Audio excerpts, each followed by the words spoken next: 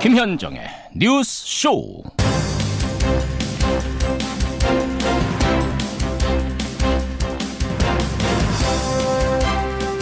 나라가 과거에 발목을 잡히고 있다.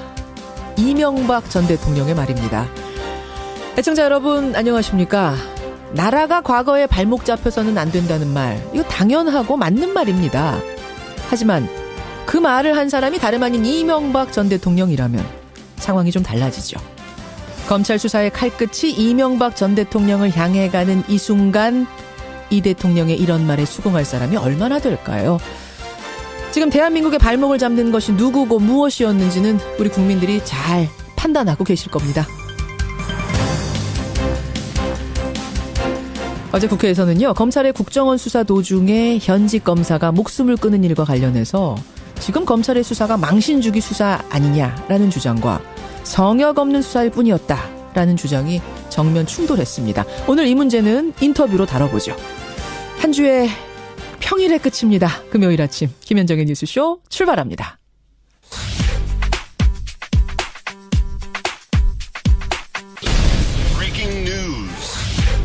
김현정의 뉴스쇼가 주목한 오늘의 포인트, 김정훈 기자 나와 있습니다. 어서 오세요, 김 기자. 네네. 오늘 첫 포인트 뭡니까? 네, 발끈하는 MB입니다.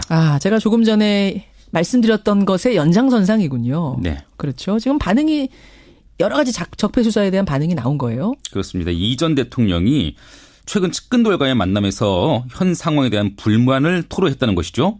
나라가 자꾸 과거에 발목 잡히는 것이 안타깝다. 이렇게 언급을 했다는 겁니다. 예. 군 사이버 사령부 댓글 공작에 대한 검찰 수사 등과 관련해서 그 불편한 심기를 그대로 드러낸 것입니다. 검찰은 군의 댓글 공작이 이명박 전 대통령에게 보고됐을 가능성을 높게 보고 있거든요. 그렇죠. 이에 따라서 최고 윗선인 이 전 대통령에 대한 조사가 시간 문제라는 그런 관측이 나오는데 이런 가운데 반발 목소리가 바로 터져 나온 것입니다. 방금 전에 말씀하신 그 부분, 그러니까 군 댓글 공작을 이 전 대통령도 보고받았다라는 게 막연한 추측이 아니라 진술이 나왔다 얘기가 있어요. 김관진 전 국방부 장관이 검찰 조사를 받으면서 댓글 공작 활동에 대한 청와대 보고 사실을 일부 시인한 것으로 알려진 상태입니다. 그렇죠. 그 김관진 전 장관이 오늘 영장 실질 심사를 받거든요. 그 구속 여부가 이르면 오늘 가려지는데 그 결과에 따라서는요, 수사가 더욱 탄력을 받을 수도 있어 보입니다. 이명박 전 대통령이 강연을 하러 모레 중동으로 간다 그럽니다. 네. 그 출국길에 그러니까 공식 석상이 되는 거죠. 그 출근길에 어떤 메시지를 내놓지는 않을지, 이것도 포인트입니다. 다음 포인트 가죠. 네, 홍종학 청문회 여야 격돌입니다.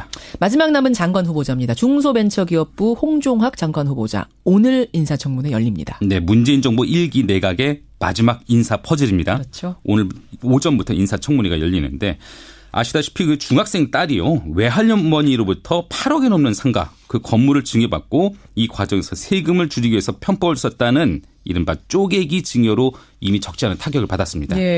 과거 부의 대물림을 강하게 비판을 해왔던 터라 내로남불, 내가 하면 로맨스, 남이 하면 불륜 아니냐, 이런 논란이 일기도 했고요. 그렇죠.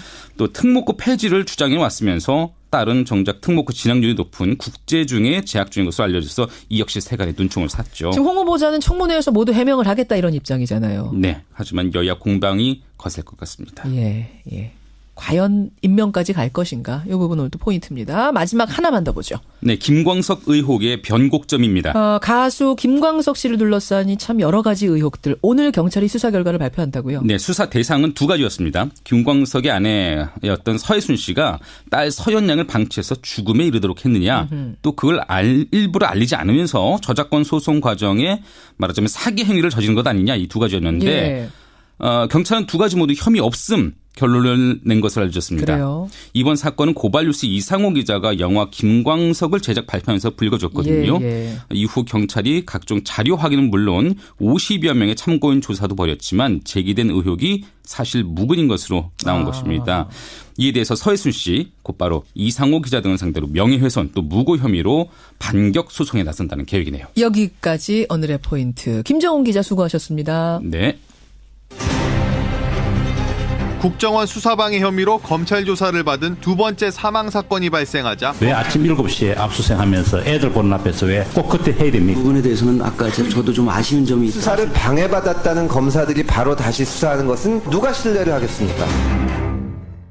예, 지난 정권에서 국정원 댓글 수사를 방해했다라는 혐의로 당시 국정원 직원들하고 검사들이 조사를 받고 있죠. 그런데 여러분 잘 아시다시피 그 조사받던 사람 가운데 2명이 스스로 목숨을 끊는 일이 벌어졌습니다. 한 명은 국정원 소속 변호사, 한 명은 당시 그 댓글 수사에 참여했던 검사. 그러자 이 수사를 지휘하고 있는 윤석열 서울지검장에 대한 책임론이 일고 있습니다. 혹시 지금 보복 수사하고 있는 것 아니냐 이런 거죠. 동시에 지금 하고 있는 수사팀을 교체해야 된다. 그러니까 재배당을 해야 된다. 이런 주장이 나오고 있는 건데요. 어제 국회 법사위에서는 법무부 차관이 검토를 해보겠다. 이런 대답을 했습니다. 여러분의 생각은 어떠십니까? 이분 생각은 어떨까요? 더불어민주당 적폐청산위원장이세요. 박범계 의원 연결이 돼 있습니다. 박범계 위원장님 안녕하세요. 네, 반갑습니다. 그러니까 같은 수사팀으로부터 수사를 받던 사람들이 연이어서 자살을 하니까 사실은 네네. 일단은 가혹한 수사가 있었던 거 아니냐라는 의심이 나올 법은 하잖아요. 당초 그런 문제제기가 있었습니다만은, 예. 뭐 수사 과정에서 뭐 가혹행위니 인권 침해적인 어떠한 언동이 있었다 이런 증거는 전혀 발견되지 않았습니다. 아, 전혀 없는 것으로. 예, 그렇습니다. 그래요. 예. 만약 그런 것이 나왔다면 지금 검사의 죽음에 대해서 저는 뭐 정모 변호사의 죽음 도 같은 선상에서 취급을 해야 되는데 예. 네, 검사의 어떤 죽음 안타까운 일이죠. 뭐 제 동기입니다. 제가 알고 있는 분인데 안타까운 일이긴 변창훈 하지만. 검사, 고 변창훈 검사가 네, 동기세요? 윤석열 지검장이나 변창훈 전 차장검사나 저는 뭐 다 같은 동기이긴 하지만 예. 이 수사가 그런 개인적인 차원에서 이루어지는 수사라고는 보지 않고요. 또 더군다나 인권 침해적인 그런 요소가 있었으면 지금 난리가 났겠죠. 난리가 그렇지는 났을 거다. 않습니다. 네. 근데 이제 윤석열 지검장부터 시작해서 수사팀을 교체해야 된다. 싹 교체해버리자라고 주장하는 분들의 주장은 이겁니다. 우선 윤석열 서울지검장. 이분은 4년 전에 다름 아닌 이 댓글 수사를 소신 있게 밀고 나가다가 윗선에 찍혀서 밀려났던 사람 아니냐. 근데 이 사람한테 그 당시를 수사해라라고 칼자루를 주면 보복 심리가 깔려 있지 않겠느냐. 수사가 공정할 수 있겠느냐. 이게 지금 야당의 주장이거든요. 어떻게 보세요? 네네. 일단 현재 그 적폐청산 수사에 대한 그 정당성을 이제 훼손하려는 그런 의도가 깔려 있다고 보고요. 야당의 주장에 대해서는요. 이분들은 야당은 이 어떤 그 지금 정모 변호사나 또는 그 변 검사의 죽음 자살 이전에도 예. 이 적폐청산 수사를 정치 보복으로 규정을 한 지가 이미 오래됐습니다. 때마침 이분들의 죽음에 대해서 특히 검사의 자살에 대해서 그것을 마치 결국 보복 윤석열 지검장을 중심으로 하는 당초 원세훈 수사팀의 보복 수사의 결과라는 그런 이제 책임을 전가하는 건데요. 수사의 정당성을 훼손해서 결국 적폐청산을 하지 말라라는 그런 프레임의 저는 일환으로 생각을 합니다. 적폐청산에 제동 걸고 싶은 마음이 깔려있던 참에 네네. 마침 이 조사받던 사람 2명이 자살을 하니까 네. 이제 프레임 전환을 시도하는 거다 이렇게 보시는 거예요. 네네. 그렇습니다. 근데 또 하나는 이제 이런 주장도 있습니다. 지금 그 댓글 수사를 방해한 혐의로 수사를 하는 수사팀의 구성원들이 좀 희한하다. 네네. 그 지금 이 사건은 4년 전에 그 댓글 수사를 누가 방해했느냐 이걸 수사하고 있는 건데 4년 전에 그 댓글 수사팀에 있던 검사들이 지금 방해 사건 수사팀에도 대다수가 들어와 있다. 무슨 이런 이상한 구성이 다 있느냐? 이 주장은 어떻게 보세요? 일단 원세훈 전 국정원장 사건이 2013년 그 특별수사팀에 의한 그 여론조작 사건이 끝나지 않은 사건입니다. 예. 그 재판이 아직도 진행되고 있고요. 중간에 박근혜 전 대통령에 대한 탄핵이 있었고, 그렇죠. 그래서 국정농단에 대한 수사가 개시가 됐고, 예. 그 수사의 연속선상에서 지금 이루어지고 있는 수사거든요. 예. 그러니까 첫째는 이 그 여론조작과 이 사법방해의 내용들이 워낙 방대하고 치밀하고 전문적이어서 당초에 그 수사를 맡았던 팀들이 하는 것이 맞고요. 워낙 사건이 방대하고 복잡해서 그렇습니다. 전문가 확보가 어렵군요.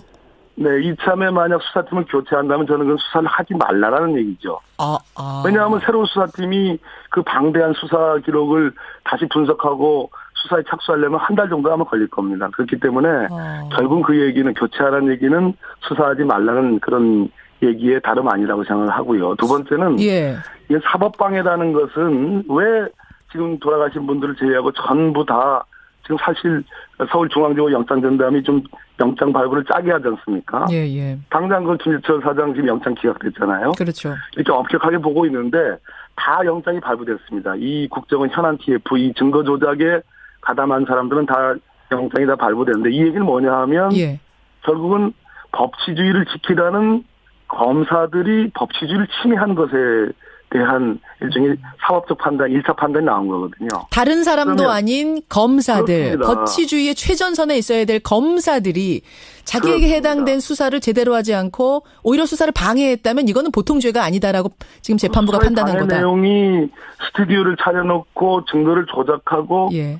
위증을 교사하는 내용 아니겠습니까? 그렇죠. 그렇다면 이것은 오히려 그 당시 수사를 방해받은 그 당시 수사검사들, 예. 공소유지 검사들이 지금 현행 지금 그 윤석열 중앙지검장을 중심으로 하는 그 팀인데요. 팀이죠. 예. 그 팀이 오히려 더 이 사법방해를 수사하는 것이 이치에 맞다라는 그러한 법리도 있습니다. 근데 이분들이 자기가 당했던 거기 때문에 아무래도 인간적인 보복 심리가 있지 않겠느냐. 그 과정에서 보복을 하려다 보면 좀 가혹해지고 그러다 보면 조사 대상자들이 숨지고 뭐 그렇게 되는 거 아니겠는지 이 흐름으로 지금 교체를 주장하시는 건데 그건 타당성은 없다고 보신다고요.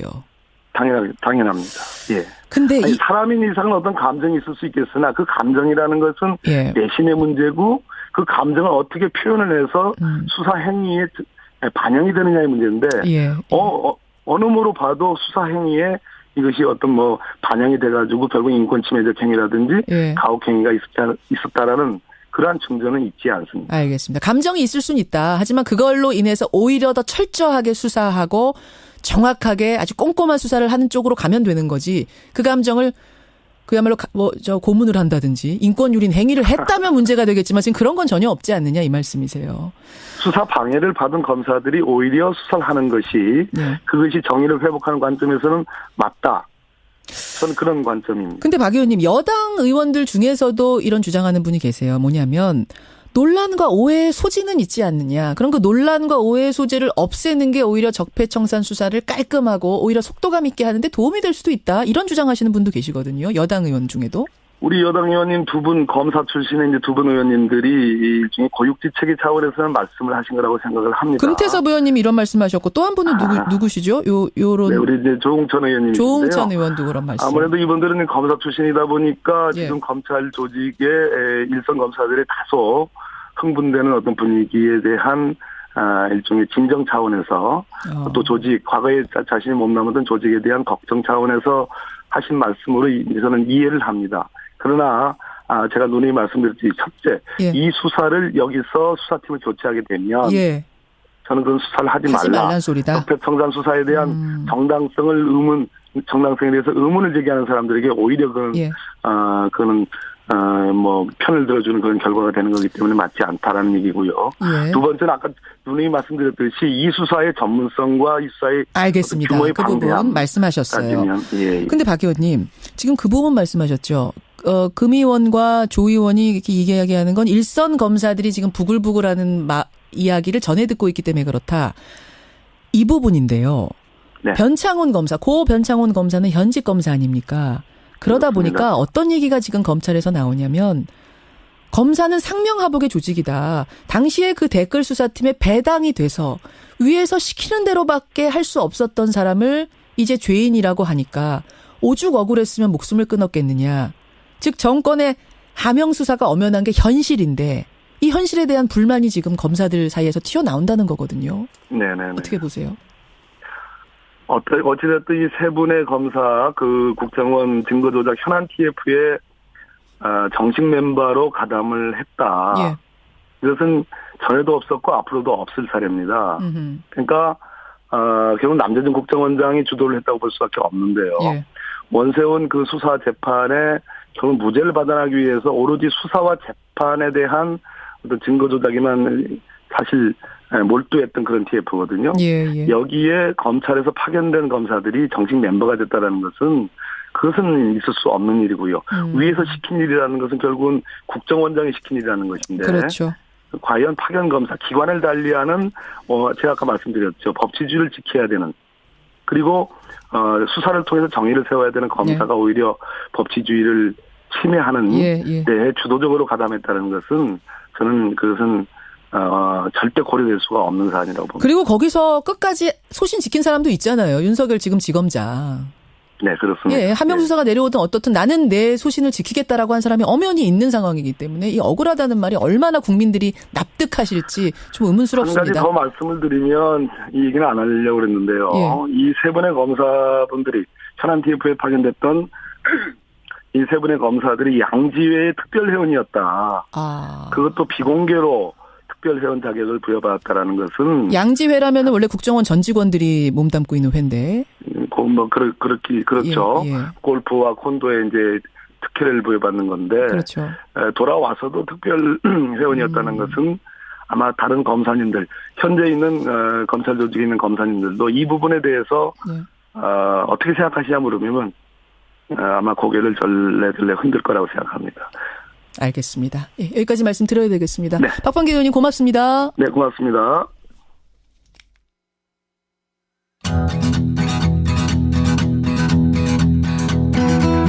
김현정의 뉴스쇼는 청취자 여러분의 참여로 이루어집니다. 트위터, 페이스북, 레인보우 게시판, 그리고 단문 50원, 장문 100원의 유료 문자 샵 1212, 우물정 1212 통해 참여하실 수 있습니다. 김현정의 뉴스쇼, 여러분과 함께 만듭니다. 김성환의 행간 시사평론가 김성환 씨 나오셨습니다. 어서 오십시오. 네, 안녕하세요. 문자가 많이 들어오네요. 오호규님, 저는 사람에 충성하지 않습니다. 라고 얘기했던 윤석열 지검장. 네, 그 당시는 이제 검사였죠. 평검사였습니다. 그 말이 떠오른다는 말씀도 있고요. 공감한다는 이야기가 많이 들어옵니다. 민경현 님도 그렇고. 어쨌든 끝까지 상명하복이 아닌 정의에 충성한 사람들이 있는 상황인데 억울하다는 이야기가 그렇게 이해가 되진 않는다라는 이야기가 좀 많이 들어오는데 보내주십시오. 문자. 네, 유족 입장에서는 그렇게 말을 할 수 있죠. 유족 입장에서는 그럴 수 있죠. 그걸 우리 사회 모든 진실인 양 얘기하는 것은 좀 문제가 있죠. 그러니까 수사팀 바꿔라. 이것에 대해서 얼마나 동의하실지 저도 좀 갸우뚱합니다. 네. 예. 의견 받으면서 우리 행간 가죠. 뭐 가지고 오셨어요? 트럼프 대통령이 오늘 중국 국빈 방문 일정을 마무리하게 됩니다. 이로써 지난 5일부터 5박 6일 동안 초단일 일정을 쪼개가면서 동북아 핵심 3국인 한미일을 방문해서 정상회담을 가졌는데요. 예. 그 일정이 오늘로써 끝나게 되는 겁니다. 오늘이 마지막. 와, 네. 정말 트럼프 대통령 한중일 3곳 가는 곳곳마다 엄청난 융숭한 대접을 받았어요. 본인은 알지 모르겠어요. 이게 얼마나 환대를 받은 건지. 알겠죠. 이거 알겠죠? 모르면 안 되죠. 이것 때문에 대통령 한다. 이런 얘기가 사람들 사이에서 나오기도 했는데요. 중국에서는 아주 황제같이 의전을 하더라고요. 네, 맞습니다. 네. 그러니까 미국 대통령은 제가 볼 때는 정말 할 만한 자리구나 이런 생각을 하게 되는데요. 이 황제 의전이라는 게 왜 나왔냐면은 자금성 때문에 나온 거죠. 그렇죠. 자금성이 하루 관광객이 8만 명 정도가 된다고 하는데요. 저는 자금성 못 가봐서 모르는데 가본 분들 얘기 들으면 정말 어마어마한 규모의 성이라면서요. 왜냐하면 자금성에는 나무가 한 그루도 없어요. 그러니까요. 왜냐하면 암살범이 들어와서 몰래 숨어 있을까 봐 예, 예. 나무가 하나도 없이 만든 성이거든요. 그런 자금성을 통째로 비웠어요. 아무도 오지 마. 예, 맞아요. 거기서 뭐 만찬까지도 하고. 그렇죠. 이게 중국 이 중화인민공화국 건국 이래로 최초의 일이다. 뭐 이런 얘기도 나오는데요. 트럼프 대통령이 오는 날 그날 뭐 막는 건 이해되는데 전날도 막았어요. 네. 준비하느라고. 네. 그리고 어제는 천안문 광장을 통째로 다 비웠다고 합니다. 좀 스케일이 참. 그리고 오늘은 만리장성의 일부 구간도 완전히 차단한다 이런 얘기까지 나오고 있습니다. 그 베이징 하늘이 항상 뿌옇잖아요. 네. 근데 이게 맑았던 것도 트럼프를 위해서 준비한 거라면서요. 참 신묘한 능력이 있죠. 스모그 때문에 트럼프 오기 직전에 굉장히 중국 당국이 골치를 앓았다고 하는데요. 수도권 일대 공장의 조업 중단 명령을 내렸습니다. 공장 멈춰라. 네, 차량은 분산 운행해라. 이렇게 해서 세상에. 베이징 하늘이 아주 맑았다고 합니다. 그래요. 뭐 이뿐만 아니고 뭐 우리나라를 방문했을 때에도 문재인 대통령이 평택 미군 기지로 이것도 처음 있는 일이었어요. 아주 이례적인 일이죠. 네, 직접 마중 나가는 파격 영접을 했고요. 일본은 더 했어요. 일본은 뭐 오모테나시라고 해서 손님 접대 문화가 대단한 나라긴 한데 그 극치를 맛봤다는 얘기가 나옵니다. 예. 직접 뭐 골프 회동을 아베 총리하고 하기도 했고 멜라니아 여사는 진주 매장을 방문하고 이게 제일 좀 어이가 없기도 하고 황당하기도 한데 딸 이방카의 생일 축하 파티를 그러니까요. 생일이 다 지났는데 나중에 열어주기도 했습니다. 이거는 참 좀 놀랐어요. 네. 우리 같으면 이 정도 했으면 국민들이 이 정도까지는 안 안 좋아했을 것 하죠. 같은데. 그럼요. 일본은 이 정도까지 하더라고요. 한중일 동북아 3국 순방을 마치는 트럼프 미국 대통령. 이 뉴스의 행간 이면 훑어보겠습니다. 첫 번째 인간은 대통령의 품격을 다시 생각한다입니다. 무슨 말씀이세요? 대통령이 갖추어야 할 품격에는 어떤 게 있을까요? 뭐 세련된 매너, 화려한 의상, 현란한 말솜씨? 아니죠. 예, 박근혜 전 대통령 해외 순방 때 한번 생각을 해보십시오. 패션 애교 그렇게 우리가 호들갑스럽게 얘기했는데 그게 그렇게 중요하던가요? 그러니까요. 나중에 보니까 네. 그게 아니었다는 걸 우리가 뒤늦게 깨달았는데요. 예. 근데 제가 말씀드린 건 이거는 기본입니다. 눈에 보이지 않는 게 훨씬 더 사실은 중요하죠. 예. 외교로 말하면 상대국의 처지를 배려하고 뭐 그들의 아픔을 이해하려는 진심에서 우러나오는 말과 행동. 물론이죠. 바로 이 진정성이라고 할 수 있는데요. 그렇죠. 트럼프 대통령은 이 품격을 갖추고 있을까요? 트럼프 대통령이 그런 품격을 가지고 있느냐? 아니 그건 뭐 중요하지 않지만 이번에 와서 보여줬나요? 이번에 와서 생각보다는 그래도 뭐 점잖게 하고 가지 않았어요. 돌출 행동 같은 건 점잖은 게 없었잖아요. 대통령의 품격인가요? 그건 기본이죠. 점잖은 건 당연한 거 아닙니까? 어떻게 평가하세요, 그럼? 트럼프가 만든 감동적인 장면 하나 있었는지 떠올려 보십시오. 그건 없었어요. 없었습니다. 엄청나게 황제 의전을 받기는 했는데 예, 예. 트럼프가 스스로 나서서 예. 하다못해 상대국 국민을 위해서 뭔가를 배려하는 깜짝 이벤트 같은 거라도 하나도 만들지도 못했습니다. 그 이용수 할머님하고 포옹하는 장면 하나가 사실은 찡했거든요. 그것도 근데 할머님이 가서 보니까 이렇게 얘기를 포옹하신 들어보니까 거예요. 할머니가 가서 먼저 이렇게 했고 트럼프 대통령은 누군지 잘 몰랐다는 얘기도 나중에 들리기도 하고 그래요. 그냥 아니 그래도 그렇지 그냥 꽉 한번 안아주지도 않더만 제가 보니까. 왜? 그리고 사실은 감동적인 장면을 좀 연출하려면 DMZ도 좀 가고 아, 거기서 그렇죠. 그건 뭐 평화에 시도는 대한 했는데. 찡한 메시지도 좀 내놓고 DMZ 못 갔잖아요. 네, 못 결국 갔지만 시간 시도는 없다고. 했지만. 네. 네.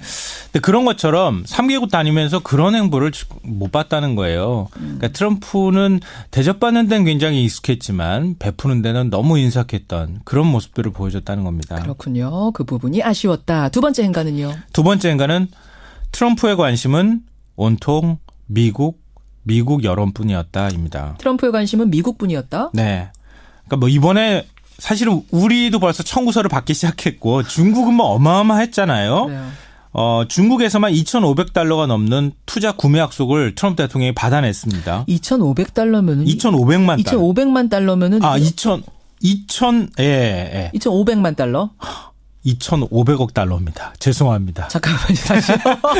중요합니다. 500억 달러입니다. 500억 달러면은 한국 우리나라 돈으로 한 330조 원 정도 될까요? 330조 원. 거의 그 정도 가까이 될 거예요. 300조 원이 넘는 돈입니다. 그래요. 그러니까 이거를 중국에서 이제 투자 약속을 받아내고 트럼프 대통령은 중국하고 외교적인 마찰을 피했다 이런 평가까지 사실은 나오고 있는데요. 예, 예. 트럼프 대통령이 이번 순관 기간 동안에 각국을 다니면서 계속 했던 말이 있었죠. 무기 사라. 맞아요. 아니면 우리 경제 불만이 있다. 이런 거였습니다. 예. 근데 왜 그렇게 얘기했을까 생각해 보면요. 당선 1주년이 바로 이번 순방 기간에 껴 있었어요.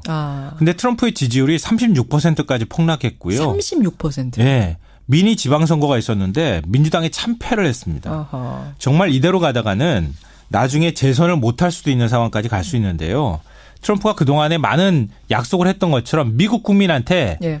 우리 이기주의, 자국 보호주의를 하겠습니다. 보호무역주의 하겠습니다. 일자리 늘리겠습니다. 이거 만들기 위해서 이거를 했다고 하는 거를 예. 계속 자랑하고 다녔다는 겁니다. 이번에. 그런 거고. 미국 여론에 대해서 계속 눈치 보는 예. 방문이었다. 마지막 행간. 마지막 세 번째 행간은 당분간 북핵 문제 해결은 기대하기 쉽지 않다입니다. 왜 그렇게 판단하셨어요?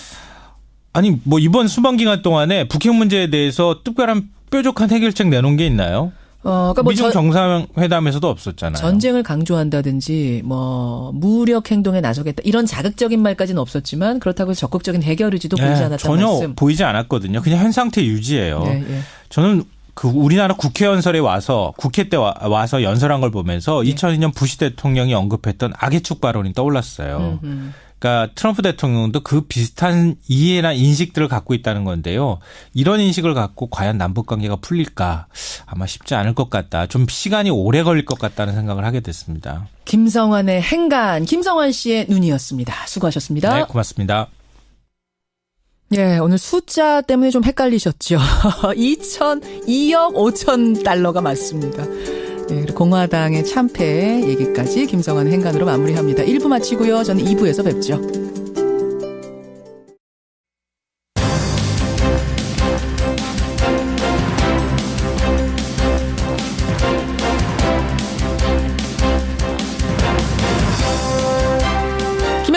뉴스쇼 2부 출발합니다. 개 목줄에 묶여서 자가 마치 3일 동안 방치되어 있다가 숨진 아이 현준이 사건 여러분 기억하십니까? 어제 법원에서 1심 판결이 나왔습니다. 개 목줄에 묶여서 아이가 숨졌는데 그 부모에게 15년형이 나왔습니다. 15년형. 그러자 아이를 아빠에게 빼앗기기 전까지 키웠던 외할머니가 받아들일 수 없다라면서 저희와의 인터뷰를 요청하셨습니다. 이 외할머니의 목소리 첫 순서로 들어보죠.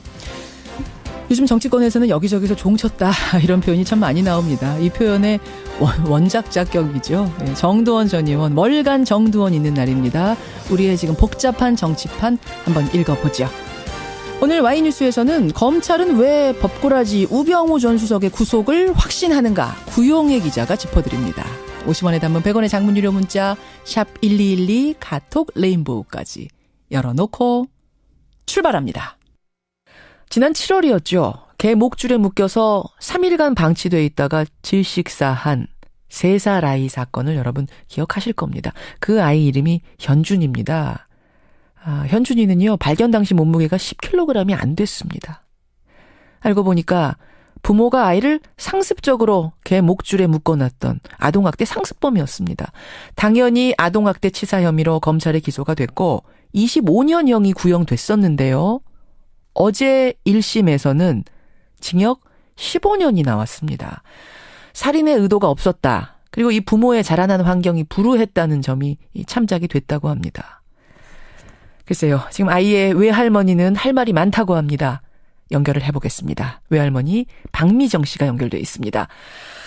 할머님 나와 계세요. 예. 예. 어제 재판정에 계셨죠?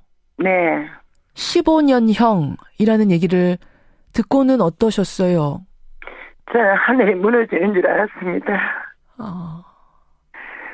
제 살이 찢기고 피가 터지는 것 같은 그런 심정이고요.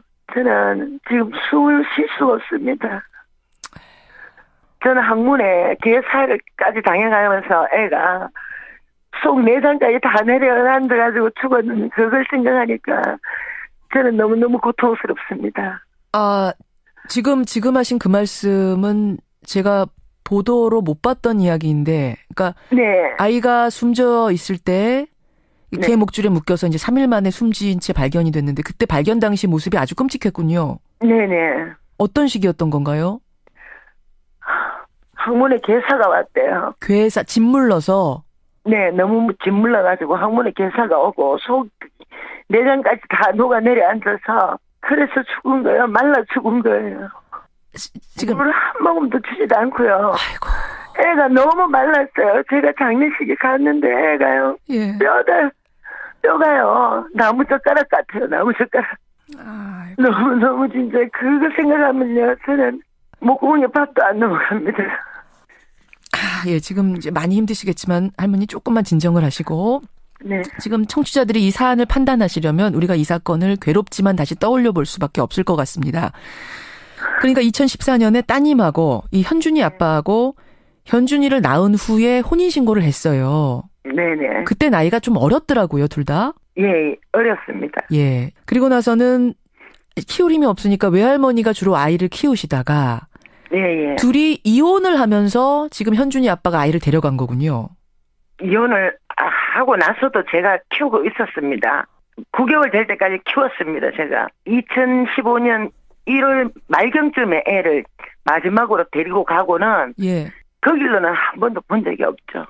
그러니까 양육권을 그쪽으로 넘긴 거군요. 예. 그러니까 어쩔 수 없이 할머니는 아예 키우던 아이를 내줄 수밖에 없는 상황. 자, 그렇게 해서 잘 키웠으면 됐는데 그때부터 학대가 시작이 된 거군요. 그런 것 같아요. 아빠하고 계모하고 그 현준이 아빠가 재혼을 했지요. 네네. 예, 아빠하고 계모하고 둘 다 직접 학대를 한 거랍니까? 네, 직접 학대를 했습니다. 그게 모를 수가 없잖아요. 할머니는 이제 사실은 그동안 모르시다가 이번 경찰의 조사 결과를 보면서 아마 기겁을 하셨을 텐데, 그래서 뭐 아이 발견했을 때는 멍든 자국, 찢어진 자국 말도 아니었다면서요. 네. 그리고요, 제가 애 부검하고 와서 냉동고에 있는 애를 봤는데요. 제가 키울 때는 얼마나 애가 토실토실하고요. 예.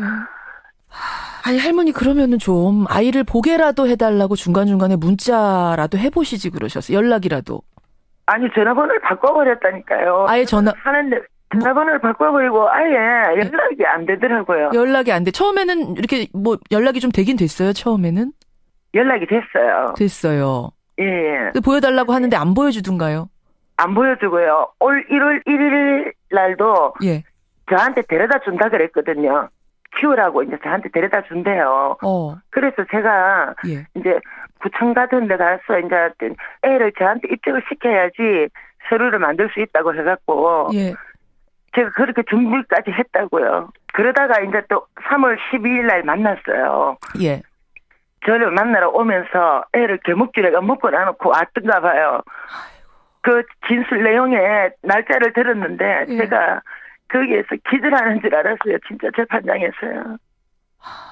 1월 1일 날 저한테 데려다 준다고 얘기했는 그 당시부터 7월 12일 날 죽었습니다. 한 8개월간을 애를 그만큼 학대를 한 거죠. 아이 아빠의 직업이 뭔가요? 없습니다. 계모 새엄마도 22살이던데 그럼 새엄마는 직업이 있습니까? 없습니다. 네. 그러면은 직업이 따로 없으면 얼마든지 아이를 키울 시간은 있었다는 이야기인데 그 애를 그렇게 해놓고 부부는 뭐 한 겁니까? 저거는 놀러 다녔죠. 그러니까 그날 숨진 날도 새벽 3시까지 술을 마셨다 그러던데. 예. 애가 어지르고 말 안 듣고 한다고 그래서 그렇게 묶어놓고 그런 식으로 했답니다. 애가 3살이 뭐 잘 울지도 않은 애입니다. 그런 애를 울지도 배고파서야 우유 줄 때 돼서 배고파도 울지도 안 합니다. 지 혼자 잘 놀아요. 아니 그리고 어질렀으면 얼마나 어지른다고. 3살이 어지르는 게 정상 아닙니까? 맞습니다. 그걸 개목줄에. 상식적으로요. 그 집에 또 개까지 키웠습니다. 아, 그 와중에 또 반려견이 있었어요? 예. 그 개는 개목줄 안 해놓고요. 우리 현준이는 개목줄 해가지고 그 묶어놨다는 이제 그게 말이 됩니까?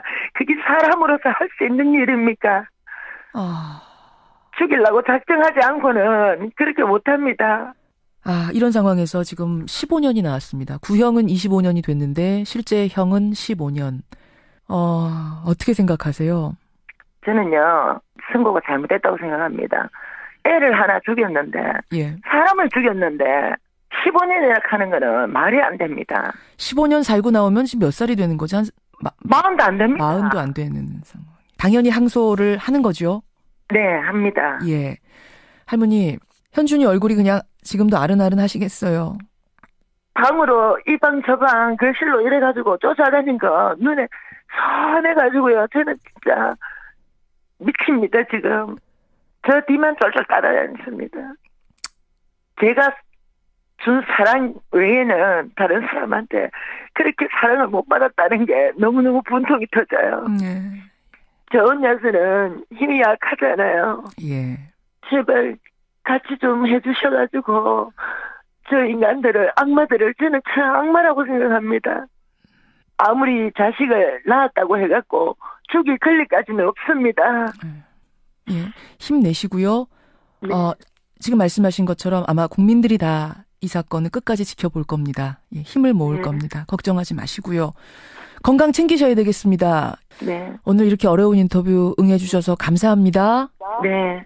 현준이의 외할머니입니다. 외할머니 박미정 씨. 아이의 이름도 공개하고 사진도 공개하고 내 이름도 공개해도 좋다. 여러분들이 관심 가져주십시오라는 의미로 공개를 하셨습니다. 먼저 만나봤습니다.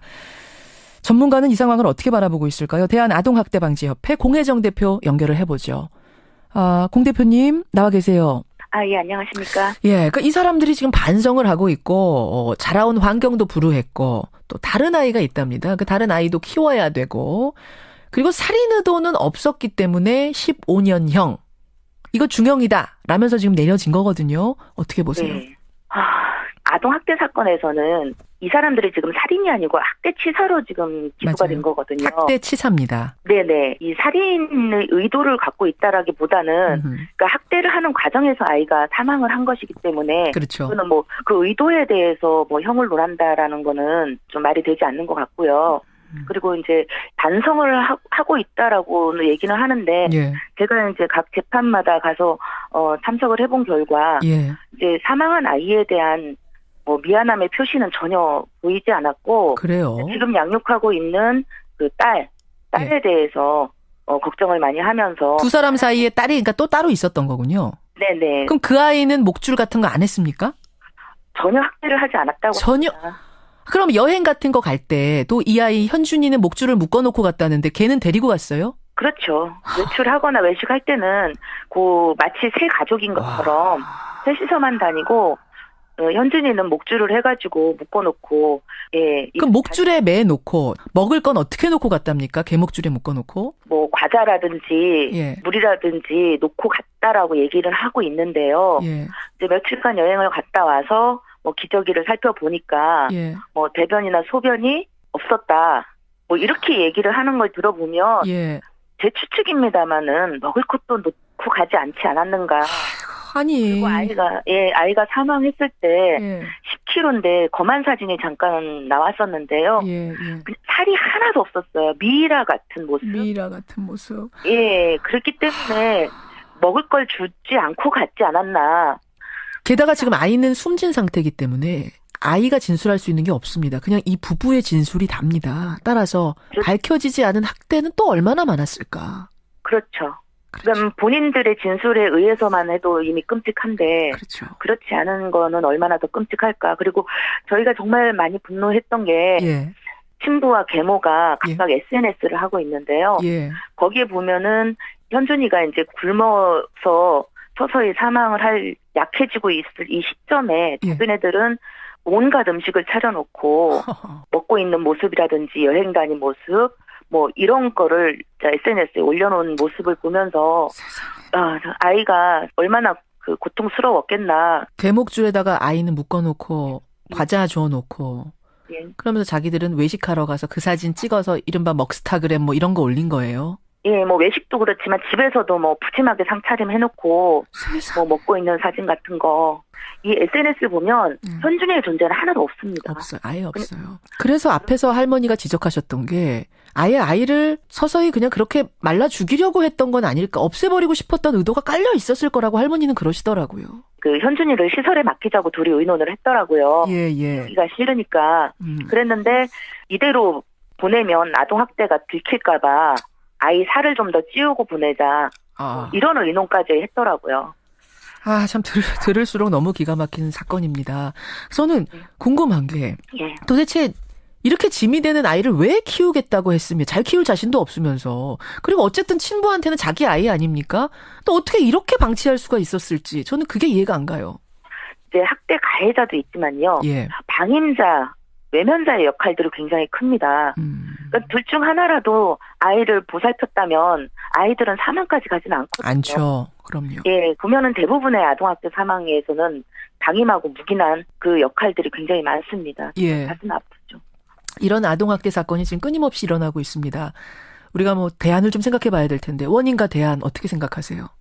이번 사건 같은 경우는 인성적인 문제가 가장 크겠지만 예. 이제 아동 양육에 대한 방법 같은 거를 제대로 몰랐던 것도 한몫하지 않았을까. 우리 나이로 19, 20이니까 그러니까 이게 만으로 하면은 18, 19대 난 겁니다. 네. 준비되지 않은 양육, 준비되지 않은 출산, 여기서부터 불행의 씨앗이 뿌려졌다고 보시는 거군요. 그렇죠. 부모라는 게 참 극한 직업입니다. 말하자면. 물론이죠. 부모가 얼마큼 헌신을 하고 인내를 해야 되는지를 거의 생각을 안 하고 무작정 아이부터 낳거든요. 예. 지금 나라에서는 임신하고 출산을 하면 카드를 지원해주지 않습니까? 예. 좀 강제적으로라도 부모 교육이라든지 양육, 단계별 양육 교육을 이수를 해야만이 지급을 하는 그런 그런 문제성도 좀 있었으면 좋겠어요. 그러네요. 듣고 보니 그러네요. 예.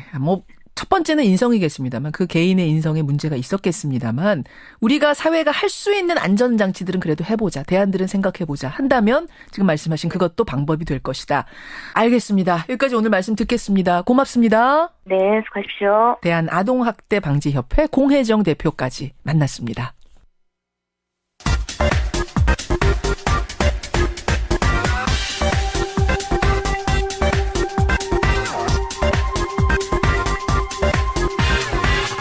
방송만 나갔다 하면 화제가 되는 시간이죠. 뉴스를 쏟아내는 코너. 우리 정치 한 달 앞을 내다봅니다. 월간 정두원. 뉴스쇼가 주목한 뉴스메이커입니다. 정두원 전 의원 나오셨어요. 어서 오십시오. 네, 안녕하셨어요. 앞에 사연이 너무 마음이 아프죠? 네, 갑자기 먹먹해지네요. 그러니까요. 자, 우리가 월간을 화기애애하게 진행을 해야 하는데, 늘 그래 왔는데, 오늘은 참 마음이 아픈 마음으로 진행을 해야 되겠습니다. 자, 좀 분위기 바꾸고 기운 내서, 네. 정 의원님. 종쳤다라는 표현을 요즘 정치권에서 많이 써요. 그래요. 많이 써요. 누구도 종쳤다, 누구도 종쳤다. 근데 원래 원작자는 정 의원님이시잖아요. 제가 이제 반기문 종쳤다. 이제 그때부터 시작한 것 같은데요. 시작을 해서. 근데 이 말하기 전에 제가 꼭 드리고 싶은 말은 예. 저부터 종친 사람입니다. 사실은 정두원 전 의원은 항상 셀프 디스를 하면서 남을 디스하시니까 그 밉게 안 보여요. 아유, 감사합니다. 저부터 종친 사람입니다. 반기문 총장이 대선에 나왔을 때 종쳤다. 하자마자 정말로 종이 쳐졌고 네. 그다음에는 여러 인사 중에 안철수 대표 종쳤다도 하신 적이 있잖아요. 네. 이게 일찌감치 대선 끝나자마자 종쳤다라는 표현을 하셨는데 사실 그동안은 당 대표로도 오르고 건재한 모습을 보였습니다. 이제 조그만 당 대표가 된 건데 이제 애초에 비교해 보면 예. 많이 이제 내리막길을 걷고 있는 거죠. 제가 정점을 찍고 계속 이제 내려가고 있다 그랬잖아요. 근데 예. 사실 딱히 안철수 대표가 잘못한 건 없어요. 근데 뭐가 문제냐면 국민들이 이분한테 너무 큰 기대를 했던 거예요. 우리의 기대가 너무 컸다. 새 정치를 이제 한다 해서 그때 막 심지어는 눈물을 흘린 사람도 있어요. 안철수가 정치 시작할 때. 근데 이 양반이 사실 그런 내용도 없고 그럴 의사도 없는 사람이거든요. 그러니까 새 정치가 뭔지도 모르고 계세요. 내가 볼 땐 지금도. 아유, 그렇게까지 얘기하시면 너무 평하시는 거예요. 그러니까 새 정치는 자기가 하려면 이렇게 해야 됐습니다. 어떻게? 나는 자리에 연연하지 않겠다. 그 말은 진짜로 난 대통령 안 하겠다. 하지만 이 정치 바꾸겠다 했으면 정치도 바꾸고 대통령도 됐습니다. 그런데 이 양반이 대통령 되겠다는 개인적인 욕심이 앞섰어요. 그러니까 새 정치가 될 수가 없죠. 정 의원은 그렇게 판단하시는 거예요. 과거에 그 일본이나 중국을 이렇게 현대화시킨 사람들 보면 공직에 연연하지 않고 헌신한 사람들 때문에 바뀐 겁니다. 그런데 이분은 항상 사익을 항상 포기를 못해요. 대선이란 욕심, 대통령 욕심이 앞섰다. 그래서 안 되는 겁니다. 그럼 그런 것들이 축적이 되다가 결국 이번에는 정말 위기를 맞은 건가요? 국민의당 아니면 봉합 국면으로 가는 건가요? 봉합은 안 되고요. 안 돼요? 결국 국민의당에서도 이제 적지 않은 인원이 민주당으로 갈 거고요. 그 남은 사람들하고 또 바른당에서 남은 사람들하고 이제 합친다고 그럴 겁니다. 민주당하고 합할 수 있다고 보세요? 국민의당의 많은 의원들은 이미 민주당으로 가고 싶어 해요. 그래요. 이제 자기 이제 뭐 앞서 지방선거도 있지만 자기 선거가 어려워졌거든요. 이제 자기 문제가 제일 우선이잖아요. 지방선거 끝나면 사실은 바로 총선 모드로 가는 거 아닙니까? 그리고 정치인들한테. 지방선거가 자기 선거나 마찬가지고요. 자기 사람을 얼마나 당선시키느냐가 중요하니까. 그래서 이제 이 울고 싶은데 뺨 때린 격으로 안철수 대표가 이제 바른당하고 합당을 시도하니까 이제 분란이 일어난 거죠. 울고 싶은데 뺨을 때린 거다. 바른정당과 통합론 때문에 나는 안철수와 함께할 수 없다라고 말하는 분들 사실은 울고 싶었던 분들이다. 그리고 또 민주당 입장에서도 지금 여소야대 상황인데다가 자꾸 자유한국당이 숫자가 늘어나면 일당을 위협하거든요. 근데 지금 자유한국당 116석 됐고 민주당 121석 고작 5석 차입니다. 그 원내 일당이라는 의미가 굉장히 여러 가지 큰 의미가 있는데 그중에서 지방선거에서도 중요한 의미가 있죠. 1번, 2번이냐. 1번 하면 민주당은 거저먹습니다. 왜냐하면 나이 많은 분들은 아직도 그냥 1번 찍는 줄 알고 1번 찍거든요. 그러면 약간 예전에 새누리당, 자유한국당 이 지지자들, 민자당 뭐 이런 지지자분들은 아직도 1번이 거기다라고 생각하고 그럼요. 연세 많으신 분들은 헷갈릴 수 있다. 거저먹는 부분이 있습니다. 거기다가 민주당 지지자는 또 민주당 지지자니까 1번 찍을 테고 이래저래. 또 이제 주요 상임위원장을 차지할 수 있고 하여간 일당이 이제 굉장히 의미가 크죠. 국회에서도 그래서 일당이 가운데 앉죠. 그래서 지금 물밑에서는 국민의당 의원들을 접촉해서 지금 여러 가지로 좀 설득을 하고 있을 겁니다. 함께 한다면 몇 명이나 민주당으로 가서 함께 할 거라고 보세요? 글쎄 적지 않게라고 표현할 수밖에 없는데요. 일단 호남 의원들은 예. 마음속으로는 민주당으로 가고 다 싶어해요. 아니 좀 다라고 표현하시면 아니 너무 지금 국민의당은 호남에서 이제 종쳤거든요. 그러지 마세요 좀. 국민의당 종쳤다 이러면 지금 국민의당 분들 난리 납니다. 아니 난리 난 게 아니라 본인들이 더 잘하는데요, 뭐.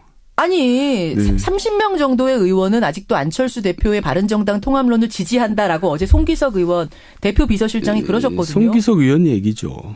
송기석 의원은 이제 그 양반이야 뭐 어쩔 수 없이 그렇게 얘기하는 거죠. 그렇게 보세요. 이미 그러니까 지금 종쳤다라는 의미는 이미 당내 분란이 치유할 수 없을 정도로 깊어졌다는 그런 말씀이세요? 분란이 아니라 서로 이제 이해관계가 다른 겁니다. 뭐 개인이 싫어서 그런 게 아니라 자기 이제 앞길을 생각하느라고 다 그러는 거죠. 앞길을 생각. 예. 적지 않은 수가 민주당으로 가고 싶어한다. 그리고 실제로 민주당도 받을 수밖에 없는 선거 가까워오면서 그렇게 될 수밖에 없다. 그럼 나머지 이른바 안철수 대표, 안철수 개라고 불리는 분들은 어떻게 될 거라고 보세요? 그러니까 이제 유승민하고 이제 뭐 다시 합쳐서 교섭단체라도 한번 만들어 보려고 시도하겠죠. 교섭단체 20명? 네. 근데 지금 바른정당이 이제 11명으로 줄어듭니다. 그중에서도 많은 사람들은 또 자유한국당 가고 싶어해요. 11명 중에도요? 네. 오늘 얘기가 참 꼬리에 꼬리를 물고 이어지는데 11명 중에서도 추가 탈당을 꿈꾸는 분이. 반 이상이죠. 반 이상이요? 예, 근데 또 이 시점에서 가고 싶은데. 예. 홍준표 이제 자유한국당 대표가 문을 닫았어요. 그러게요. 그러니까 이제 그냥 갈 데 없는 이제 신세가 돼버렸죠. 아니 그 얘기 그럼 잠깐 하고 가죠. 네. 먼저. 홍준표 대표가 그러잖아도 이번에 탈당하겠다고 한 9명. 그 9명 외에는 더 안 받겠다고 했나요? 뭐 표현이 뭐였나? 하여튼 안 받겠다는 문을 닫겠다는 표현. 왜 그런 겁니까? 이제 두 가지로 볼 수 있는데 예. 하나는 이제 김무성 세력이 너무 커지는 게 이제 문제가 될 수 있죠. 자기한테. 여기까지가 딱 밸런스입니까? 그럼? 그리고 또 하나는 예. 친박이 이제 슬금슬금 들고 일어나요. 들고 일어났죠. 그러면 이제 뇌관이라고 할 수 있는 그 녹취록이 또 다시 또 등장할 수가 있어요. 그러니까 예. 이제 그게 이제 걱정되는 거죠. 성완종 녹취록. 예, 그렇습니다. 그게 걱정돼서. 딱 그러면 김무성계가 더 들어오는 것도 맞고 친박계의 반발도 어느 정도 무마할 수 있는 선이 딱 9명 여기까지다. 그런 것 같아요. 이제 더 무리하면 자기가 다칠 것 같은 생각이 드는 거죠. 그게 궁금했었는데 네. 그거라고 보시는 거군요. 그 녹취록 얘기가 나왔는데 녹취록은 진짜로 있는 걸까요? 뭐 저기 이용주 의원이 얘기했기 때문에 저는 있다고 생각합니다. 이용주. 왜냐하면 국민의당. 이용주 의원이 과거에 그 문 대통령 아들 불법 취업 문제로 크게 망신을 당했었거든요. 그렇죠. 근데 또 망신 당하려고 그렇게 하겠어요. 이번에는 확인을 하고 했겠죠. 아니 근데 반대로 그 제보 조작 때 망신을 당했던 사람 아니냐. 어떻게 이용주 의원을 믿느냐. 이번에도 좀 허투루 저 정보 얻으신 거 아니냐. 허술하게. 그런 얘기들 하는 사람도 홍준표 대표 측에서는 있던데. 한 번 실수를 했으면은 다시 실수하면 이제 타격이 크기 때문에 자기가 확인을 하죠. 또 검사 출신인데. 그러니까 이제 자기가 자료를 얻은 게 아니라 아마 예. 다른 사람 박지원 대표가 얻었을 것 같아요. 그래갖고 이제 알려준 거죠. 이용주 의원도 그것도 자기가 가지고 있다는 게 아니라 당이 가지고 있다 그랬잖아요. 예. 그러니까 이제 서청원 의원이 박지원 대표한테 줬을 가능성이 크죠. 서청원 대표하고 박지원 의원하고 친해요? 뭐 친하죠. 그렇습니까? 올해 정치를 오래 같이 했기 때문에 당은 다르지만. 아하, 그래서 그렇게 넘어간 거 아니냐라고 정치판에선 다 얘기하고 있군요, 이미. 네. 그럼 있다고 보는 거군요. 그럼요. 결국 홍준표 대표는 그것 때문에 그게 소위 까지는 게 두려워서 더 이상은 받지 못하는 것. 받고 싶어도. 네. 하하. 그렇다면은 다시 바른정당 얘기로 돌아오게 되네요. 네. 11명. 나가고 싶어도 못 나가는 11명. 교섭단체는 만들어야겠고 결국은 국민의당의 안철수계와 만날 수밖에 없는 숙명이다. 네. 그렇게 이제 정기국회 끝나면 그런 움직임이 이제 가셔될 겁니다. 그런데 이제 그 전에 하고 싶은 얘기가 뭐냐면 이분들이 떠나올 때 보수 혁신을 하겠다고 떠나왔지만 사실은 자유한국당이 이제 그 당시 새누리당이죠. 망했다고 이제 종쳤다고 보고 나온 겁니다. 그런데 그렇죠. 와서 보니까 이게 아닌가비요.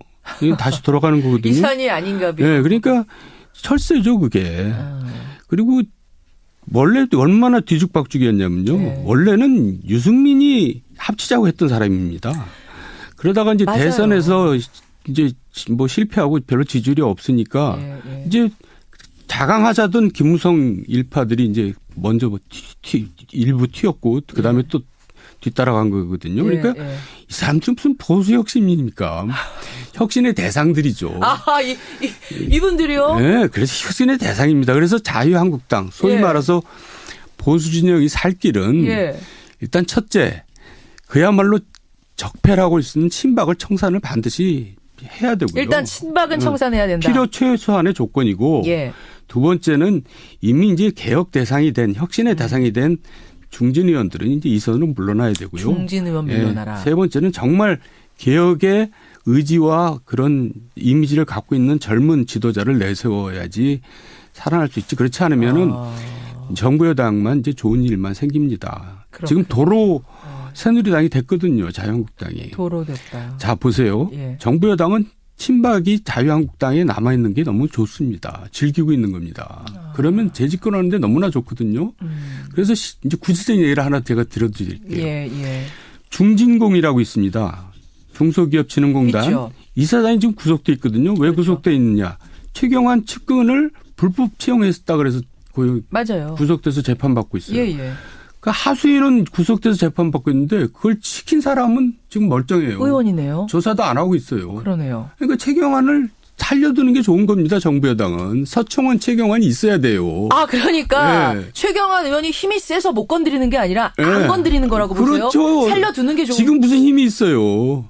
와, 이거는 색다른 해석이네요. 그러니까 친박이 청산의 대상이지만 정치공학적으로 봤을 때는 그 친박이 계속 살아있는 게 친박이 정부 여당의 가장 든든한 아주 원군이죠.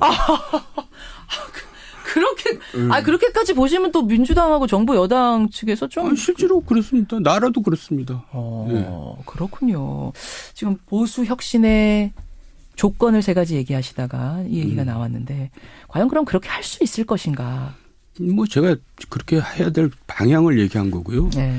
이제 결국 한 세대가 끝내야지 그렇게 될 겁니다. 그러니까 다음 총선에서 이제 친박도 정리가 되고 그 뭐 소위 이제 개혁 대상인 사람들 정리된 다음에 이제 쓰라린 맛을 진짜 더 보고 이제 그렇게 되겠죠. 쓰라린 맛을 더 보고. 그러니까 이제 전혀 모르던 인물이 나와서 이제 당을 이끌어야지 막 뭐 새롭게 가나보다 이제 이렇게 되는 거죠. 그래서 영국의 보수당은 그렇게 위기에 몰릴 때마다 30대 후반 정말 새로운 정치인들을 내세우잖아요. 왜냐하면 전체가 살기 위해서 내세우는 겁니다. 근데 새로운 인물이라고 지금 이제 자유한국당에서 거론되는 인물이 누구냐면 황교안 전 총리. 황교안 전 총리가 어떻게 새로운 인물이에요? 아닙니까? 정치판에는 어쨌든 들어온 적이 없는 사람 아니냐. 그래서 새로운 건 아니고요. 그런 의미 아니에요. 박근혜 이미지가 너무 커서 안 되고요. 그런가요? 알겠습니다. 그럼 누가 있어요? 그쪽을 완전 새로운 인물을 내세울 수 지금 있는. 저도 잘 모르는 사람이 나와야지 됩니다. 전년 입에 오르면 안 돼요? 토니 블레어나 카메론 같은 사람들은 정말 뭐 전혀 모르던 사람들이 등장해갖고 당을 이끌어서 성공시킨 사람들입니다. 그렇군요. 자, 자유한국당, 그러니까 보수에 대해서 지금 어떤 치료법을 제안해 주셨어요. 그렇다면 국민의당은 어떤 치료법 없겠습니까? 해결책? 뭐 종쳤는데 해결책이 어디 있겠어요. 그리고 자꾸 그러지 좀 마세요, 정 의원님. 그래고요. 저희가 곤란해져요. 이게 이제 중요한 겁니다. 그러니까 다당제하고 이 소선거구제는 궁합이 안 맞고 또 다당제하고 대통령제하고 궁합이 안 맞아요. 우리는 지금 대통령제고 소선구제인데. 그러니까 궁합이 안 맞기 때문에 이제 이런 일이 벌어지는 겁니다. 근본적으로. 자꾸 양당 그러니까 선거구제를 중대선거구제로 바꾸고 그래야지 일단 다당제가 가능해지고 또 궁극적으로는 이제 대통령제를 바꿔야지 다당제가 가능해지는 거예요. 그렇게 보시는군요. 자, 알겠습니다. 정두원 전 의원과 함께하고 있습니다. 월간 정두원. 트럼프 얘기 잠깐 해볼게요. 트럼프 방안은 어떻게 보셨습니까? 트럼프가 너무나 점잖았어요. 깜짝 놀라셨죠? 그래서 진짜 우리를 존중해서 점잖은 건지 아니면 무시해서 점잖은 건지. 그러니까 저 동네 가서는 내가 그냥 웃고만 오자. 무기 팔았으니까 내 할 일은 다 했다? 그리고 봐요. 저 일본이나 중국에서는 정말 10시간도 넘게 붙어 다녔거든요. 2박 3일 있었고 뭐 아베랑은 밤 4번 먹었고 골프도 쳤고 뭐 그러다 아베가 꽈당 넘어지기도 하고 별일이 다 있었죠. 그런데 우리는 저 단독회담, 확대담 합해서 55분을 했어요. 예. 그러니까 이제 할 말이 별로 없는 거예요. 내가 봐서는 말을 별로 섞고 싶지 않은 것 같아요. 아, 그렇게까지 보시면 너무 폄하하시는 거 그렇지 아니에요? 않고서 어떻게 이렇게 점잖을 수가 있어요. 웃기만 하고. 아니, 우리가 좋아서 그럴 수도 있는 거 아닙니까? 우리가 좋을 이유는 전혀 없죠. 우리가 맨날 싫을 이유도 없잖아요. 아니, 성질을 맨날 긁었잖아요. 이제 사드 문제도 항상 그랬고 또 한미일 동맹에 대해서 부정적으로 나오고 이제 또 북한하고 대화를 해야 된다 맨날 그러고 반대 얘기하고 있고. 예, 그러니까 트럼프 입장에서는 별로 이쁘지가 않은 데다가 근데 뭐 그렇게 점잖았는지 그래서 밑에서는 특히 이제 제가 볼 때는 딸하고 사이가 단단히 주의를 줬던 것 같아요. 딸과 사이가 사실은 브레인이잖아요. 예, 그 고문이잖아요. 그래가지고 서울 가면 제발 아버지 점잖게 그냥 웃다 오세요. 그러지 않았나 싶어요.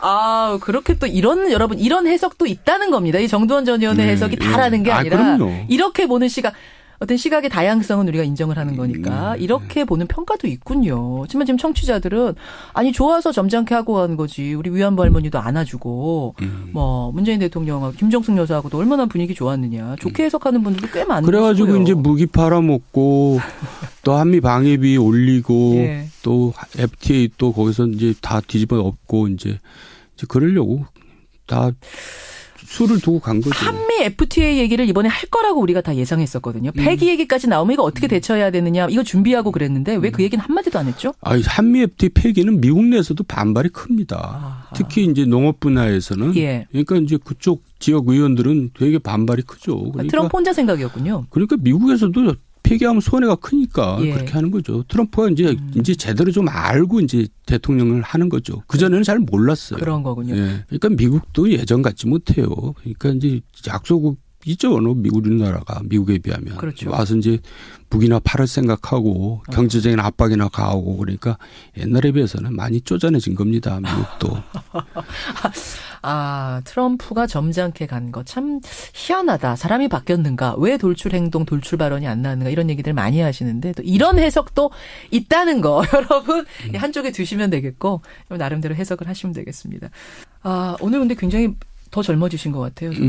어제 방송에서 분장한 게 아직도 안 풀어가지고. 드라이가 아침 일찍 나오냐고 수고하셨습니다. 네, 감사합니다. 다음 달 월간으로 다시 뵐게요. 고맙습니다. 네. 월간 정두원이었습니다.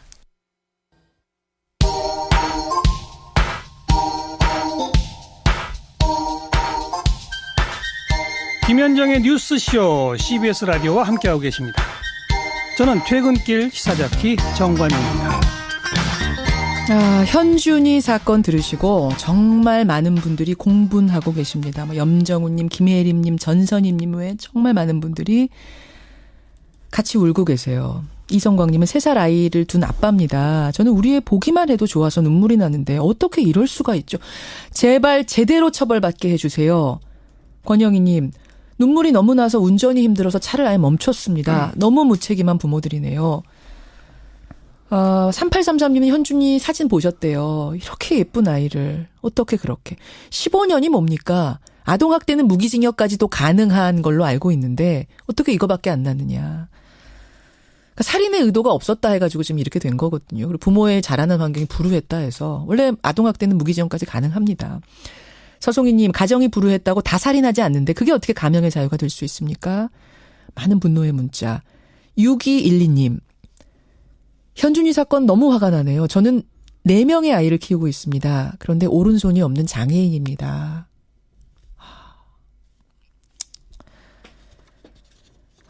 참 할 말이 없습니다. 이런 분도 아이를 금이야 오기야 키우시는데 어떻게 그 부모들은 개목줄에 묶어놓고 밥도 안 주고 물도 안 주고 그런데 15년형이 나왔다는 거. 저희가 이 사건은 계속 쫓아가겠습니다. 고맙습니다. 여러분 문자 주셔서요. 조금 전에 월간 정두원을 들으시고는 많은 분들이 혁신의 대상이라는 말에 속이 뻥 뚫어졌다. 주은영님, 이선영님 주셨고 철새는요. 자연의 섭리에 따라서 소신으로 움직이는데 얍삽하게 움직이는 철새 정치인들과 비교하지 말아라. 9012님 항의도 하셨고 종쳤다라는 표현 아까 정두원 전 의원이 스스로 종쳤다. 여기에 또 끄덕끄덕 하시는 분들도 계시는데 구용혜 기자 어서 오십시오. 네. 예, 오늘 와이뉴스 하러 오랜만에 오셨네요. 네, 오랜만입니다. 그러게요. 정두원 전 의원이 스스로 나도 종쳤기 때문에 네. 나는 이렇게 떳떳하게 다른 사람들의 종친 것도 얘기할 수 있다. 예. 저도 방송을 들으면서 그 월간 정두원 선생 마치 아우처럼 사용하고 있잖아요. 근데 종쳤다 정두원 이렇게 가면 어떨까? 참 솔직한 분이고요. 그래서 매력이 있고 그러게요. 또 쉽고 그런데 뭐 분석에 대해서는 맞다 그러다 여러분의 의견은 다릅니다. 다를 수 있고요. 다양한 의견이 나올 수 있는 거니까 참고하시면 되겠습니다. 참 매력적인 분입니다. 네. 와이뉴스 가죠. 구용혜 기자. 뭐 가지고 오셨어요? 네. 그 김관진 전 국방장관에 대한 영장 실질 심사가 오늘 있습니다. 예. 그리고 전직 국정원장들에 대한 조사 지금 계속되고 있고요. 그렇지만 또 하나 놓칠 수 없는 인물이 있습니다. 바로 법꾸라지 우병우 전 수석이죠. 우병우 전 수석. 네. 우 전 수석에 대한 검찰 조사 이미 재탕, 3탕이 진행이 됐습니다. 예. 그렇지만은 이번에는 우 전 수석이 구속을 빠져나가기 어려운 덫에 걸려들었다라는 그 검찰 안팎의 시각이 유력합니다. 오늘 와이뉴스 취재는요? 네. 그래서 검찰은 법꾸라지 우병우 구속을 왜 확신하나? 라는 주제로 한 걸음 들어가 보겠습니다. 이번에는 걸려들었다라는 네네. 말이 어떻게 검찰 안팎에서 나오는가? 어떻게 확신하는가? 네네. 자, 우선 우병우 전 수석은 지금 구속이 안 됐잖아요. 그렇습니다. 지금 불구속 상태에서 재판을 받고 상태죠. 있죠. 그러니까 아예 재판도 안 받고 있는 상태라고 생각하시는 분도 계시는데 그거 아니죠. 네. 재판은 받고 있죠. 그렇습니다. 이미 직권남용 그리고 직무유기 혐의로 기소가 돼서 재판을 받았는데 20차례 정도 지금 재판이 진행이 됐습니다. 문화체육부 국과장에 대한 좌천성 인사조치 강요 그리고 공정위를 통한 CJ그룹 검찰 고발 강요 이런 것들에 대한 재판이고요. 예. 지금 막바지로 치닫고 있습니다. 지금 단계에서 유무죄 여부를 뭐 우리가 예단할 수 있나요? 네, 항상 그 재판 결과를 예단하는 것만큼 위험한 것이 없죠. 그렇지만 그 법원 안팎에서는 유죄가 나올 가능성이 있지만은 형량이 그렇게 높지는 않을 것 같다. 어느 정도나. 네, 유죄가 나와도 또 그 집행유예 가능성이 있지 않겠냐라는 시각이 지금 조심스럽게 제기가 되고 있습니다. 그렇지만 이것도 어디까지나 예상일 뿐이죠. 이것도 예상이긴 합니다만 조심스럽게 네네. 집행유예 얘기가 나온다면 우병우 전 수석이 집행유예 이거는 국민 감정상 납득하기 어려울 것 같은데요. 네, 좀 뭐 아시겠지만은 검찰이 기소한 내용들이 좀 뭐랄까요, 좀 찜찜한 구석들이 있었습니다. 그렇죠. 지금 재판받는 내용은 검찰이 그 핵심을 파고들지 못하고 대통령이 시키는데 어쩌겠냐라는 그런 인상과 심증을 주는 사건들이 일부가 있습니다. 실제 우병우 피고인 변호사들도 그런 식으로 재판에서 지금 방어권을 행사하고 있고요. 그러니까 내가 뭘 잘 먹고 잘 살려고 내가 강요를 한 게 아니고 대통령 모시는 참모로서 시키는데 내가 어떻게 안 할 수가 있냐라는 식의 변명을 하고 있는 것이죠. 그렇다면 이석수 전 특별감사관 사찰건으로 우 전 수석이 다시 수사를 받게 됐잖아요. 네네. 이거는 이전의 기소 내용하고는 성격과 차원이 다른 건가요? 이 사찰건은 이전 범죄와는 완전히 결이 다르다 이렇게 볼 수가 있을 것 같습니다. 이미 검찰은 그 이석수 전 감찰관을 참고인으로 불러 조사를 그렇죠. 했는데요. 예. 작년에 최순실 사건이 터지기 전에 감찰관팀이 넥슨 땅 거래 기억을 하시겠습니다마는 이 문제로 우 전 수석 개인 비리를 조사하지 않았습니까? 했었죠.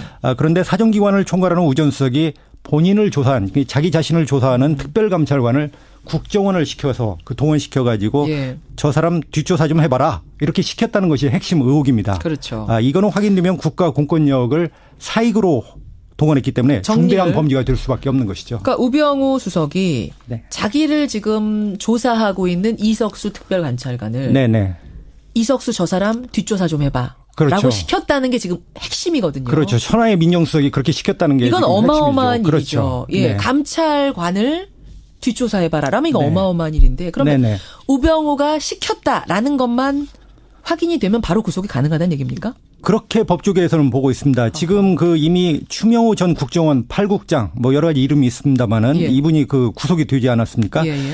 근데 당시에는 일반인들은 잘 몰랐지만은 이 추명호 씨가 국정원에서 우병우 그 비선으로 널리 알려져 있었습니다. 그래서 이병호 전 그 국정원장도 당시 이제 국정원장이었는데 함부로 건드리지 못했다 이런 얘기가 파다했다고 합니다. 지금 여러분들 추명호란 이름을 굉장히 많이 들으시잖아요. 뉴스에서. 도대체 저 사람은 국장인데 뭐 저렇게 힘이 많았고 여기저기 다 관여했나라고 생각하실 텐데 지금 파다한 얘기가 우병우 전 수석의 비선, 우병우 전 수석이 국정원에 꽂아놓은 사람 추명호 이렇게 되는 거죠? 네. 그 국정원에 이제 국내 정보 파트가 있지 않습니까? 그러니까 추명호 국장은 실무선 국장에서는 가장 강력한 인물이었다. 그렇죠. 이렇게 불리고 있습니다. 그래요. 그런데 우병우가 그것을 시켰다라는 부분을 이제 확인을 해야 되는 것이죠. 검찰이 우병우가 시켜서 추명호가 동원해서 특별감찰관을 사찰을 했다. 이렇게 나오는 순간 구속이 안 될 수 없다는 얘기입니다. 그런데 우병우가 과연 검찰에 나와서 내가 시켰다고 하겠냐. 이런 이제 문제가 남는 것이죠. 그렇죠. 그렇다면은 이런 부분에 대해서 이제 추명호가 그렇다면 자진 납세한 거다 이렇게 되는 거 우병우 아니겠습니까? 전 수석이 내가 안 시켰다고 하면 결국은 추명호 국장이 알아서 했다는 얘기가 되는 건데. 그렇죠. 그러면 이제 그렇게 물타기를 할 수 있다는 것이죠.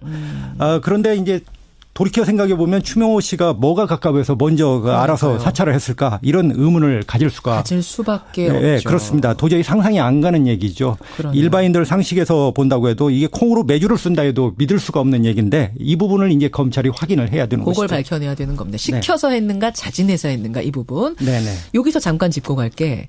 추명호 전 국장이 국정원에서 어느 정도나 막강한 실세였어요? 조사 좀 해보셨어요? 네. 사정당국 관계자의 얘기를 한번 들어보겠습니다. 예. 그분이 이렇게 말씀을 하더군요. 추명호 역할이 적나라하게 알려지지 않아서 그렇지 국정원에서 영향력이 엄청났다. 국정원 내에서도 통제가 안 되는 인물이었다. 통제가 안 되는 인물이었다. 네. 국정원 안에서 당시 추명호가 고래 심줄을 잡았다는 얘기가 많았다. 고래 심줄이 누구예요? 그 고래 심줄이 바로 우병우였고 심지어는 당시 이병우 원장도 통제가 안 됐다고 한다라고 이렇게 얘기를 했습니다. 국정원장도 못 건드렸다. 네. 사실 올 초에 그 특검이 이병우 전 국정원장을 조사를 했었습니다. 예. 그때 당시에 압수수색도 했고요. 그 당시 이제 국정원 직원들로 불러서 조사를 했는데 이병우 원장도 추명을 어떻게 할 수 없었다. 나도 그렇게 어떻게 할 수 없었다. 이런 취지의 얘기를 했다고 합니다. 국정원장도 통제가 안 됐다. 예. 그 이유는 우병우 전 수석의 비선이었기 때문이다. 이게 맞다면 정말 기가 막힌 얘기인데요. 그렇습니다. 당시 우병우 전 수석은 검찰, 경찰, 감사원 그리고 국세청 또 국정원까지 모든 사정 라인을 장악하고 있었습니다. 역대 민정수석이 모두 이렇다고 생각하면 착각이고요. 우병우 전 수석은 드문 파워맨이라고 볼 수가 있습니다. 또 국정원 소식통들에 따르면 우병우 전 수석이 검찰에 있던 자신의 절친 최윤수라고 있지 않습니까? 검찰 출신이요. 예. 그분을 국정원 2차장에 앉혔는데요. 요새 뭐 코리아 패싱이라는 말이 유행이지만 그 추명호 국장이 최윤수 전 2차장을 그냥 패싱해버렸다고 합니다. 그러니까 정확한 영어로는 스키핑을 했다는 얘기죠. 한마디로 2차장을 인정을 하지 않았다는 겁니다. 그 정도로 막강 실세였다. 국장이. 추명호 국장.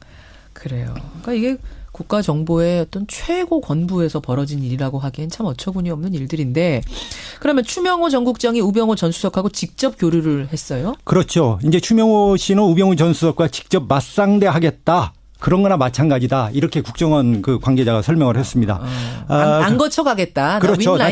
직접 소통을 하겠다는 거죠. 우병우 전 수석이 추명호를 직접 관리하는 것이 어떤 때는 좀 부담스러웠는지 간접 관리를 하기 위해서 사실은 최윤수 전 차장을 보냈다고 합니다. 그런데 최윤수 전 차장을 패싱해버린 것이죠. 좀 너무 말하자면 나랑 너무 맞짱 뜨려고 하니까 네네. 너무 친한 척하니까 좀 부담스러워서 절친 하나를 보냈는데 최윤수 차장을 거길 그냥 패싱해버려요. 네. 그리고 이제 두 사람 사이에 또 그 중간에 연락책을 하는 사람이 있습니다.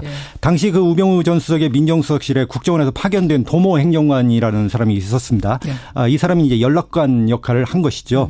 근데 이 도모라는 행정관도 참 대단한 인물이었는데 청와대 민정수석실에서 우병우 전 수석과 수시로 전화통화를 했다고 해요. 예를 들면 민정수석이 수석실 직원들에게 전화를 하면 전화 벨 소리가 다르다고 합니다. 어떡해요? 그러니까 수석이 누른 전화 벨 소리가 다르게 세팅이 돼 있다는 것이죠. 예. 그래서 그래서 수석이 건 전화 벨 소리가 따르릉 하고 이렇게 울리면은 직원들이 깜짝 놀라 긴장을 한다고 합니다. 그렇겠죠. 당연하지 않겠습니까? 당연하죠. 예. 그 벨 소리가 주로 울렸던 자리가 바로 도모 행정관 자리라는 것이죠. 도모 행정관만 찾았다는 얘기가 그렇죠. 되는 거예요. 우병우 씨가 도모 행정관만 찾다 보니까 고래 심줄을 잡은 이들의 위세가 어땠을까? 지금 그림이 그려지시죠. 그렇죠. 그러니까 이제 정리를 하자면 국정원 비선을 활용해서 자신의 비리를 옥죄해오는 그 이석수 특별감찰관을 뒷조사 시킨 게 아니냐. 이제 이런 혐의로 정리가 될 수밖에 없는데 이게 사실이라면은 뭐 글쎄요. 좀 속된 말로 간이 부었다고 해야 되나. 그렇죠. 너무한 거 아닙니까? 네. 가관인 것은 그 엄청난 권력을 잡고 앉아서 특별감찰관이 자신의 비리를 조사하니까 우 전 수석이 한번 맞짱을 떠보자 이렇게 나온 거 아니겠습니까? 그렇죠. 검찰에서는 이렇게 보고 있는 것 같습니다. 자기를 감찰하는 쪽을 권력기관을 동원해서 뒷조사하는 것은 매우 나쁜 행동이다. 범죄 행위다. 이렇게 보고 지금 조사를 하고 있는 것 같습니다. 예. 여러분 좀 이 복잡한 사건이 정리가 되시죠? 시켜서 했느냐, 추명호 국장이 자진해서 했느냐, 이게 핵심입니다. 하지만 지금의 정황 설명을 쭉 들으시면서는 어떠셨어요? 자진해서 했을까요? 판단에 맡기겠습니다. 정치자 응원보를 여러분의. 찍으면서 인사드리죠. 구용희 기자 수고하셨습니다. 감사합니다.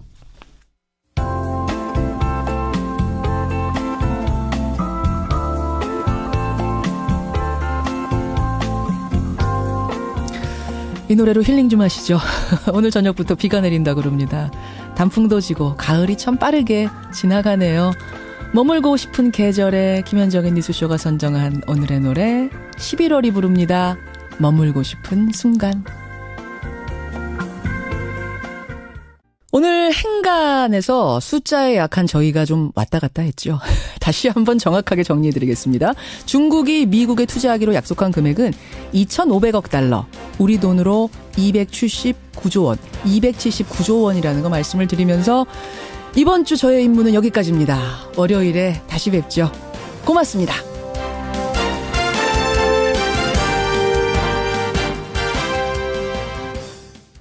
330조 원. 거의 그 정도 가까이 될 거예요. 300조 원이 넘는 도면입니다. 그래요. 그러니까 이거를 중국에서 이제 투자 약속을 받아내고 트럼프 대통령은 중국하고 외교적인 마찰을 피했다 이런 평가까지 사실은 나오고 있는데요. 예, 예. 트럼프 대통령이 이번 순관 기간 동안에 각국을 다니면서 계속 했던 말이 있었죠. 무기 사라. 맞아요. 아니면 우리 경제 불만이 있다. 이런 거였습니다. 예. 근데 왜 그렇게 얘기했을까 생각해 보면요. 당선 1주년이 바로 이번 순방 기간에 껴 있었어요.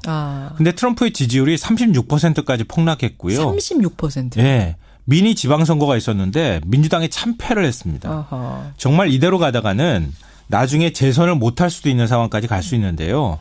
트럼프가 그동안에 많은 약속을 했던 것처럼 미국 국민한테 예.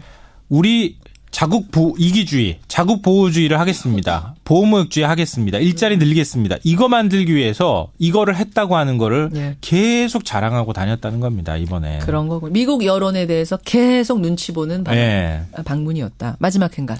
마지막 세 번째 행간은 당분간 북핵 문제 해결은 기대하기 쉽지 않다입니다. 왜 그렇게 판단하셨어요? 아니 뭐 이번 순방 기간 동안에 북핵 문제에 대해서 특별한 뾰족한 해결책 내놓은 게 있나요? 그러니까 미중 정상회담에서도 없었잖아요. 전쟁을 강조한다든지 뭐 무력 행동에 나서겠다 이런 자극적인 말까지는 없었지만 그렇다고 해서 적극적인 해결 의지도 보이지 않았다는 전혀 말씀. 보이지 않았거든요. 그냥 현 상태 유지예요. 예, 예. 저는 그 우리나라 국회 연설에 와서 국회 때 와서 연설한 걸 보면서 2002년 부시 대통령이 언급했던 악의 축 발언이 떠올랐어요. 그러니까 트럼프 대통령도 그 비슷한 이해나 인식들을 갖고 있다는 건데요. 이런 인식을 갖고 과연 남북관계가 풀릴까 아마 쉽지 않을 것 같다. 좀 시간이 오래 걸릴 것 같다는 생각을 하게 됐습니다. 김성환의 행간, 김성환 씨의 눈이었습니다. 수고하셨습니다. 네, 고맙습니다. 예, 오늘 숫자 때문에 좀 헷갈리셨죠. 2억 5천 달러가 맞습니다. 네, 공화당의 참패 얘기까지 김성환의 행간으로 마무리합니다. 1부 마치고요. 저는 2부에서 뵙죠.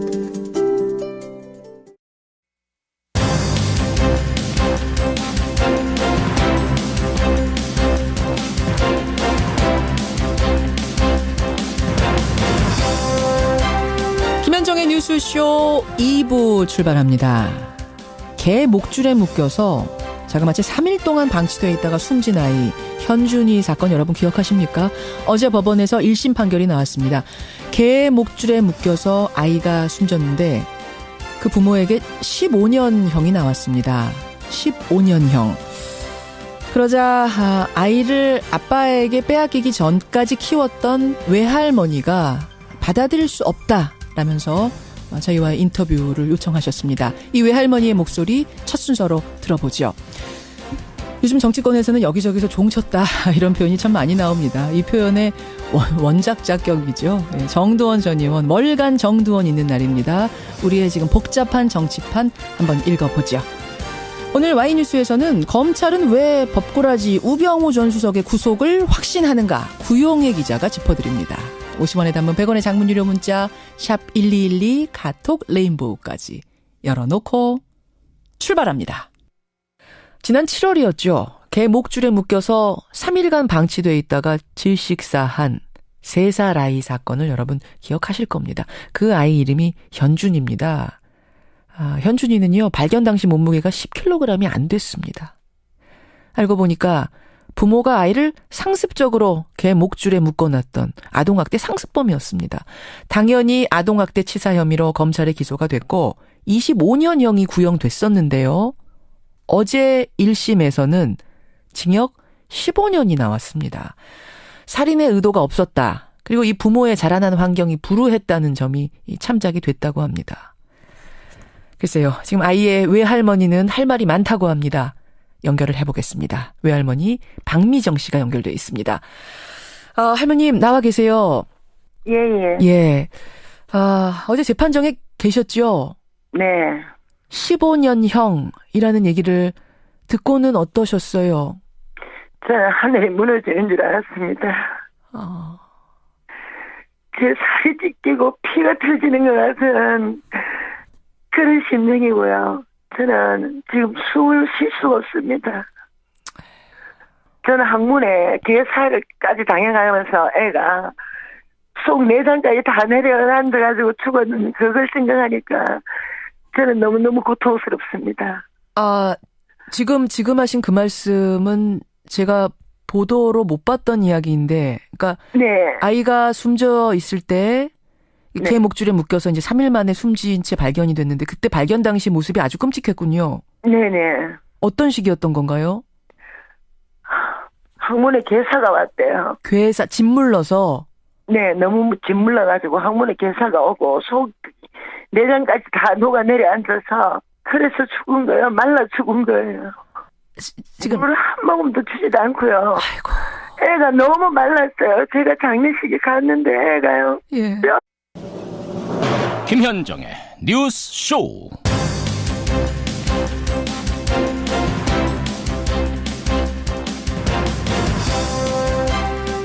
나라가 과거에 발목을 잡히고 있다.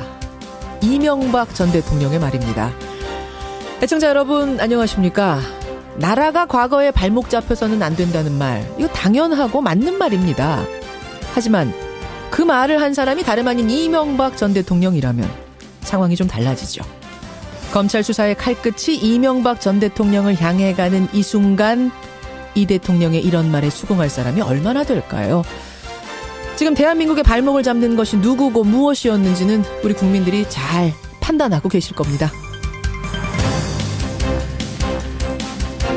어제 국회에서는요, 검찰의 국정원 수사 도중에 현직 검사가 목숨을 끊은 일과 관련해서 지금 검찰의 수사가 망신주기 수사 아니냐라는 주장과 성역 없는 수사일 뿐이었다라는 주장이 정면 충돌했습니다. 오늘 이 문제는 인터뷰로 다뤄보죠.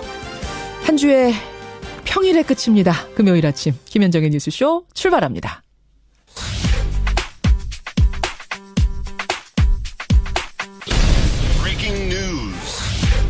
김현정의 뉴스쇼가 주목한 오늘의 포인트, 김정훈 기자 나와 있습니다. 어서 오세요, 김 기자. 네네. 오늘 첫 포인트 뭡니까? 네, 발끈하는 MB입니다. 제가 조금 전에 말씀드렸던 것의 연장선상이군요. 네. 그렇죠. 지금 반응이 여러 가지 적폐 수사에 대한 반응이 나온 거예요. 그렇습니다. 이 전 대통령이 최근 측근들과의 만남에서 현 상황에 대한 불만을 토로했다는 것이죠. 나라가 자꾸 과거에 발목 잡히는 것이 안타깝다. 이렇게 언급을 했다는 겁니다. 예.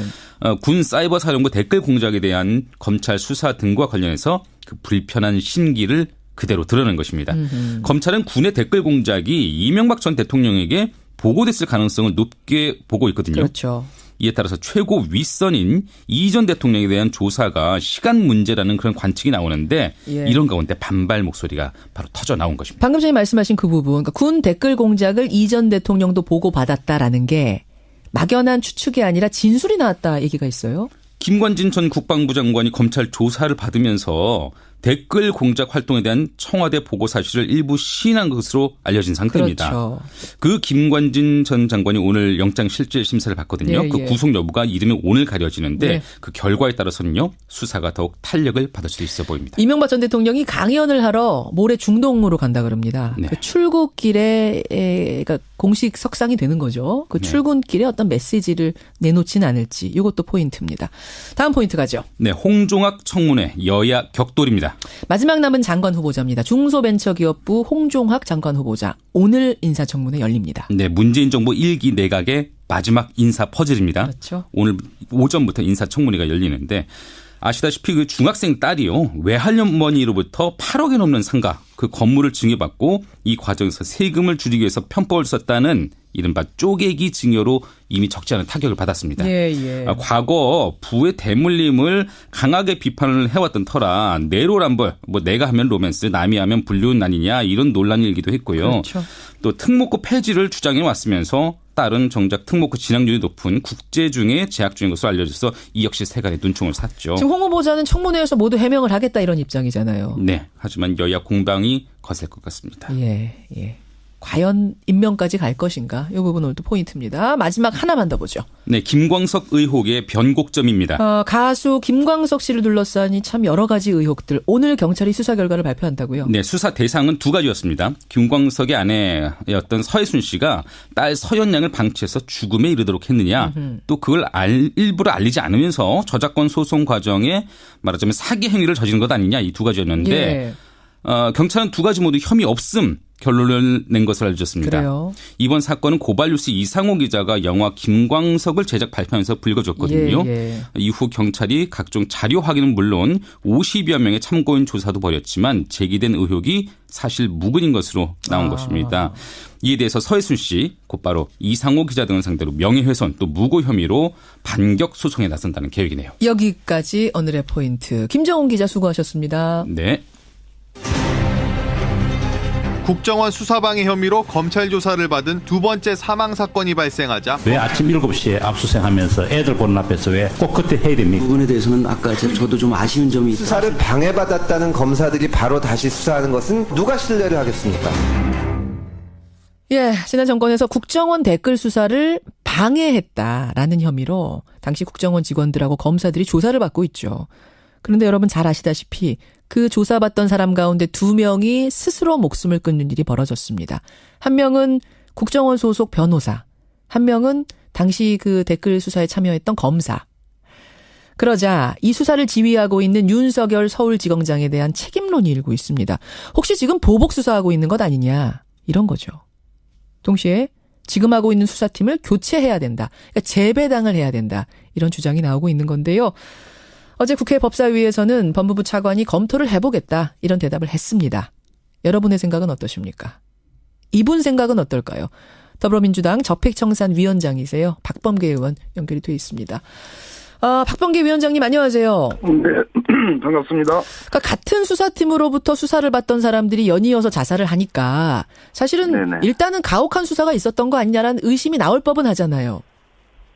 당초 그런 문제제기가 있었습니다만은 뭐 수사 과정에서 뭐 가혹행위니 인권 침해적인 어떠한 언동이 있었다 이런 증거는 전혀 발견되지 않았습니다. 전혀 없는 것으로? 예, 그렇습니다. 그래요? 예. 만약 그런 것이 나왔다면 지금 검사의 죽음에 대해서 저는 뭐 정모 변호사의 죽음 도 같은 선상에서 취급을 해야 되는데 네, 검사의 어떤 죽음 안타까운 일이죠. 뭐 제 동기입니다. 제가 알고 있는 분인데 안타까운 일이긴 변창훈 검사, 고 변창훈 검사가 동기세요? 윤석열 지검장이나 변창훈 전 차장검사나 저는 뭐 다 같은 동기이긴 하지만 이 수사가 그런 개인적인 차원에서 이루어지는 수사라고는 보지 않고요. 또 더군다나 인권 침해적인 그런 요소가 있었으면 지금 난리가 났겠죠. 그렇지는 않습니다. 네. 근데 이제 윤석열 지검장부터 시작해서 수사팀을 교체해야 된다. 싹 교체해버리자라고 주장하는 분들의 주장은 이겁니다. 우선 윤석열 서울지검장. 이분은 4년 전에 다름 아닌 이 댓글 수사를 소신 있게 밀고 나가다가 윗선에 찍혀서 밀려났던 사람 아니냐. 근데 이 사람한테 그 당시를 수사해라라고 칼자루를 주면 보복 심리가 깔려있지 않겠느냐. 수사가 공정할 수 있겠느냐. 이게 지금 야당의 주장이거든요. 어떻게 보세요? 네네. 일단 현재 그 적폐청산 수사에 대한 그 정당성을 이제 훼손하려는 그런 의도가 깔려 있다고 보고요. 야당의 주장에 대해서는요. 이분들은 야당은 이 어떤 그 지금 정모 변호사나 또는 그 변 검사의 죽음 자살 이전에도 이 적폐청산 수사를 정치 보복으로 규정을 한 지가 이미 오래됐습니다. 때마침 이분들의 죽음에 대해서 특히 검사의 자살에 대해서 그것을 마치 결국 보복 윤석열 지검장을 중심으로 하는 당초 원세훈 수사팀의 보복 수사의 결과라는 그 이제 책임을 전가하는 건데요. 수사의 정당성을 훼손해서 결국 적폐청산을 하지 말라라는 그런 프레임의 저는 일환으로 생각을 합니다. 적폐청산에 제동 걸고 싶은 마음이 깔려있던 참에 네네. 마침 이 조사받던 사람 2명이 자살을 하니까 네. 이제 프레임 전환을 시도하는 거다 이렇게 보시는 거예요. 네네, 그렇습니다. 근데 또 하나는 이제 이런 주장도 있습니다. 지금 그 댓글 수사를 방해한 혐의로 수사를 하는 수사팀의 구성원들이 좀 희한하다. 네네. 그 지금 이 사건은 4년 전에 그 댓글 수사를 누가 방해했느냐 이걸 수사하고 있는 건데 4년 전에 그 댓글 수사팀에 있던 검사들이 지금 방해 사건 수사팀에도 대다수가 들어와 있다. 무슨 이런 네네. 이상한 구성이 다 있느냐? 이 주장은 어떻게 보세요? 일단 원세훈 전 국정원장 사건이 2013년 그 특별수사팀에 의한 그 여론조작 사건이 끝나지 않은 사건입니다. 예. 그 재판이 아직도 진행되고 있고요. 중간에 박근혜 전 대통령에 대한 탄핵이 있었고, 그렇죠. 그래서 국정농단에 대한 수사가 개시가 됐고, 예. 그 수사의 연속선상에서 지금 이루어지고 있는 수사거든요. 예. 그러니까 첫째는 이 그 여론조작과 이 사법방해의 내용들이 워낙 방대하고 치밀하고 전문적이어서 당초에 그 수사를 맡았던 팀들이 하는 것이 맞고요. 워낙 사건이 방대하고 복잡해서 전문가 확보가 어렵군요. 네, 이참에 만약 수사팀을 교체한다면 저는 그 수사를 하지 말라라는 얘기죠. 왜냐하면 새로운 수사팀이 그 방대한 수사 기록을 다시 분석하고 수사에 착수하려면 한 달 정도 아마 걸릴 겁니다. 그렇기 때문에 결국 그 얘기는 교체하라는 얘기는 수사하지 말라는 그런 얘기에 다름 아니라고 생각을 하고요. 두 번째는 이게 사법방해라는 것은 왜 지금 돌아가신 분들을 제외하고 전부 다 지금 사실 서울중앙지법 영장전담이 좀 영장 발부를 짜게 하지 않습니까? 예. 당장 그 김재철 사장 지금 영장 기각됐잖아요. 그렇죠. 이렇게 엄격하게 보고 있는데 다 영장이 발부됐습니다. 이 국정원 현안 TF 이 증거 조작에 가담한 사람들은 다 영장이 다 발부됐는데 이 얘기는 뭐냐 하면 결국은 법치주의를 지키라는 검사들이 법치주의를 침해한 것에 대한 일종의 사법적 판단, 1차 판단이 나온 거거든요. 다른 사람도 아닌 검사들, 그렇습니다. 법치주의의 최전선에 있어야 될 검사들이 자기에게 그렇습니다. 해당된 수사를 제대로 하지 않고 오히려 수사를 방해했다면 이거는 보통 죄가 아니다라고 지금 재판부가 판단한 거다. 내용이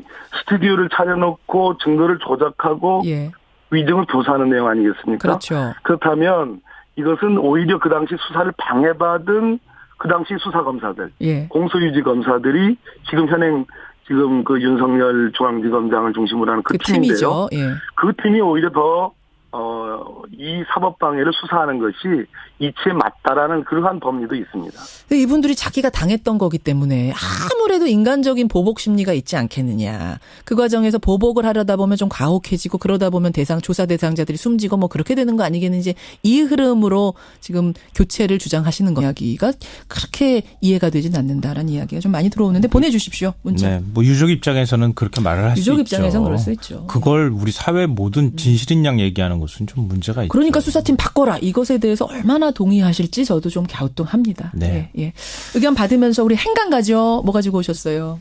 트럼프 대통령이 오늘 중국 국빈 방문 일정을 마무리하게 됩니다. 이로써 지난 5일부터 5박 6일 동안 초단일 일정을 쪼개가면서 동북아 핵심 3국인 한미일을 방문해서 정상회담을 가졌는데요. 그 일정이 오늘로써 끝나게 되는 겁니다. 오늘이 마지막. 와, 정말 트럼프 대통령 한중일 3곳 가는 곳곳마다 엄청난 융숭한 대접을 받았어요. 본인은 알지 모르겠어요. 이게 얼마나 환대를 받은 건지. 알겠죠. 이거 모르면 안 되죠. 이것 때문에 대통령 한다. 이런 얘기가 사람들 사이에서 나오기도 했는데요. 중국에서는 아주 황제같이 의전을 하더라고요. 네, 맞습니다. 그러니까 미국 대통령은 제가 볼 때는 정말 할 만한 자리구나 이런 생각을 하게 되는데요. 이 황제 의전이라는 게 왜 나왔냐면은 자금성 때문에 나온 거죠. 그렇죠. 자금성에 하루 관광객이 8만 명 정도가 된다고 하는데요. 저는 자금성 못 가봐서 모르는데 가본 분들 얘기 들으면 정말 어마어마한 규모의 성이라면서요. 왜냐하면 자금성에는 나무가 한 그루도 없어요. 그러니까요. 왜냐하면 암살범이 들어와서 몰래 숨어 있을까 봐 나무가 하나도 없이 만든 성이거든요. 그런 자금성을 통째로 비웠어요. 아무도 오지 마. 예, 맞아요. 거기서 뭐 만찬까지도 하고. 그렇죠. 중국 이 중화인민공화국 건국 이래로 최초의 일이다. 뭐 이런 얘기도 나오는데요. 트럼프 대통령이 오는 날 그날 뭐 막는 건 이해되는데 전날도 막았어요. 준비하느라고. 그리고 어제는 천안문 광장을 통째로 다 비웠다고 합니다. 좀 스케일이 참. 그리고 오늘은 만리장성의 일부 구간도 완전히 차단한다 이런 얘기까지 나오고 있습니다. 그 베이징 하늘이 항상 뿌옇잖아요. 네. 근데 이게 맑았던 것도 트럼프를 위해서 준비한 거라면서요. 참 신묘한 능력이 있죠. 스모그 때문에 트럼프 오기 직전에 굉장히 중국 당국이 골치를 앓았다고 하는데요. 수도권 일대 공장의 조업 중단 명령을 내렸습니다. 공장 멈춰라. 네, 차량은 분산 운행해라. 이렇게 해서 세상에. 베이징 하늘이 아주 맑았다고 합니다. 그래요. 뭐 이뿐만 아니고 뭐 우리나라를 방문했을 때에도 문재인 대통령이 평택 미군 기지로 이것도 처음 있는 일이었어요. 아주 이례적인 일이죠. 네, 직접 마중 나가는 파격 영접을 했고요. 일본은 더 했어요. 일본은 뭐 오모테나시라고 해서 손님 접대 문화가 대단한 나라긴 한데 그 극치를 맛봤다는 얘기가 나옵니다. 예. 직접 뭐 골프 회동을 아베 총리하고 하기도 했고 멜라니아 여사는 진주 매장을 방문하고 이게 제일 좀 어이가 없기도 하고 황당하기도 한데 딸 이방카의 생일 축하 파티를 생일이 다 지났는데 나중에 열어주기도 했습니다. 이거는 참 좀 놀랐어요. 네. 우리 같으면 이 정도 했으면 국민들이 이 정도까지는 안 안 좋아했을 것 하죠. 같은데 그럼요. 일본은 이 정도까지 하더라고요. 한중일 동북아 3국 순방을 마치는 트럼프 미국 대통령. 이 뉴스의 행간 이면 훑어보겠습니다.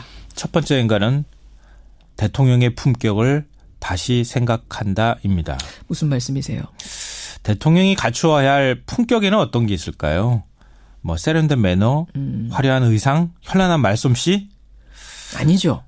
예, 박근혜 전 대통령 해외 순방 때 한번 생각을 해보십시오. 패션 애교 그렇게 우리가 호들갑스럽게 얘기했는데 그게 그렇게 중요하던가요? 그러니까요. 나중에 보니까 그게 아니었다는 걸 우리가 뒤늦게 깨달았는데요. 예. 근데 제가 말씀드린 건 이거는 기본입니다.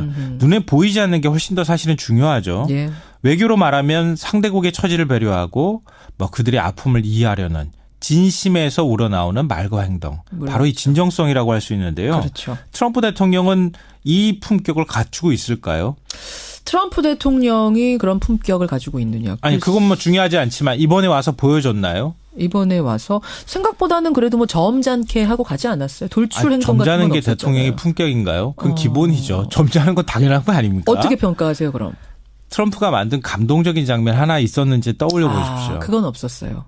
없었습니다. 엄청나게 황제 의전을 받기는 했는데 트럼프가 스스로 나서서 하다못해 상대국 국민을 위해서 뭔가를 배려하는 깜짝 이벤트 같은 거라도 하나도 만들지도 못했습니다. 그 이용수 할머님하고 포옹하는 장면 하나가 사실은 찡했거든요. 그것도 근데 할머님이 가서 보니까 얘기를 들어보니까 거예요. 할머니가 가서 먼저 이렇게 했고 트럼프 대통령은 누군지 잘 몰랐다는 얘기도 나중에 들리기도 하고 그냥 그래요. 아니 그래도 그렇지 그냥 꽉 한번 안아주지도 않더만 제가 보니까. 그리고 사실은 감동적인 장면을 좀 연출하려면 DMZ도 좀 가고 거기서 그렇죠. 평화에 대한 했는데. 찡한 메시지도 좀 내놓고 DMZ 못 갔잖아요. 네, 못 갔지만 시도는 했지만. 네. 근데 그런 것처럼 3개국 다니면서 그런 행보를 못 봤다는 거예요. 그러니까 트럼프는 대접받는 데는 굉장히 익숙했지만 베푸는 데는 너무 인색했던 그런 모습들을 보여줬다는 겁니다. 그렇군요. 그 부분이 아쉬웠다. 두 번째 행간은요? 두 번째 행간은 트럼프의 관심은 온통 미국 여론뿐이었다입니다. 트럼프의 관심은 미국뿐이었다? 네. 그러니까 뭐 이번에 사실은 우리도 벌써 청구서를 받기 시작했고 중국은 뭐 어마어마했잖아요. 네. 중국에서만 2,500달러가 넘는 투자 구매 약속을 트럼프 대통령이 받아냈습니다. 2,500달러면은 2,500만 달러. 2,500만 달러면은 2,500만 달러? 2,500억 달러입니다. 죄송합니다. 잠깐만요. 다시요. 중요합니다. 500억 달러입니다. 500억 달러면은 한국 우리나라 돈으로 한 330조 원 정도 될 건데 그건 타당성은 없다고 보신다고요. 당연합니다. 예. 근데 사람인 이상은 어떤 감정이 있을 수 있겠으나 그 감정이라는 것은 내신의 문제고 그 감정을 어떻게 표현을 해서 수사 행위에 반영이 되느냐의 문제인데 어느 모로 봐도 수사 행위에 이것이 어떤 뭐 반영이 돼가지고 결국 인권 침해적 행위라든지 가혹 행위가 있었다라는 그러한 증거는 있지 않습니다. 알겠습니다. 감정이 있을 수는 있다. 하지만 그걸로 인해서 오히려 더 철저하게 수사하고 정확하게 아주 꼼꼼한 수사를 하는 쪽으로 가면 되는 거지. 그 감정을 그야말로 고문을 한다든지 인권 유린 행위를 했다면 문제가 되겠지만 지금 그런 건 전혀 없지 않느냐 이 말씀이세요. 수사 방해를 받은 검사들이 오히려 수사를 하는 것이 그것이 정의를 회복하는 관점에서는 맞다. 저는 그런 관점입니다. 근데 박 의원님 여당 의원들 중에서도 이런 주장하는 분이 계세요. 뭐냐면 논란과 오해의 소지는 있지 않느냐. 그럼 그 논란과 오해의 소지를 없애는 게 오히려 적폐청산 수사를 깔끔하고 오히려 속도감 있게 하는데 도움이 될 수도 있다. 이런 주장하시는 분도 계시거든요. 여당 의원 중에도. 우리 여당 의원님 두 분 검사 출신의 이제 두 분 의원님들이 일종의 고육지책의 차원에서는 말씀을 하신 거라고 생각을 합니다. 금태섭 의원님이 이런 말씀하셨고 또 한 분은 누구시죠? 요런. 네, 우리 이제 조홍천 의원님인데요. 조홍천 의원도 그런 말씀. 아무래도 이분들은 검사 출신이다 보니까 지금 검찰 조직의 일선 검사들이 다소 흥분되는 어떤 분위기에 대한 일종의 진정 차원에서 또 조직, 과거에 자신이 몸담았던 조직에 대한 걱정 차원에서 하신 말씀으로 저는 이해를 합니다. 그러나 제가 누누이 말씀드렸듯이 첫째, 이 수사를 여기서 수사팀을 교체하게 되면 저는 그런 수사를 하지 말라. 소리다. 적폐청산 수사에 대한 정당성에 대해서 의문을 제기하는 사람들에게 오히려 그는 뭐 편을 들어주는 그런 결과가 되는 거기 때문에 맞지 않다라는 얘기고요.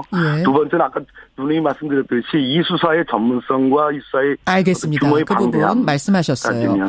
근데 박 의원님 지금 그 부분 말씀하셨죠. 금 의원과 조 의원이 이렇게 이야기하는 건 일선 검사들이 지금 부글부글하는 이야기를 전해 듣고 있기 때문에 그렇다. 이 부분인데요. 변창훈 검사, 고 변창훈 검사는 현직 검사 아닙니까? 그러다 보니까 어떤 얘기가 지금 검찰에서 나오냐면 검사는 상명하복의 조직이다. 당시에 그 댓글 수사팀에 배당이 돼서 위에서 시키는 대로밖에 할 수 없었던 사람을 이제 죄인이라고 하니까 오죽 억울했으면 목숨을 끊었겠느냐. 즉 정권의 하명 수사가 엄연한 게 현실인데 이 현실에 대한 불만이 지금 검사들 사이에서 튀어나온다는 거거든요. 네네. 어떻게 보세요?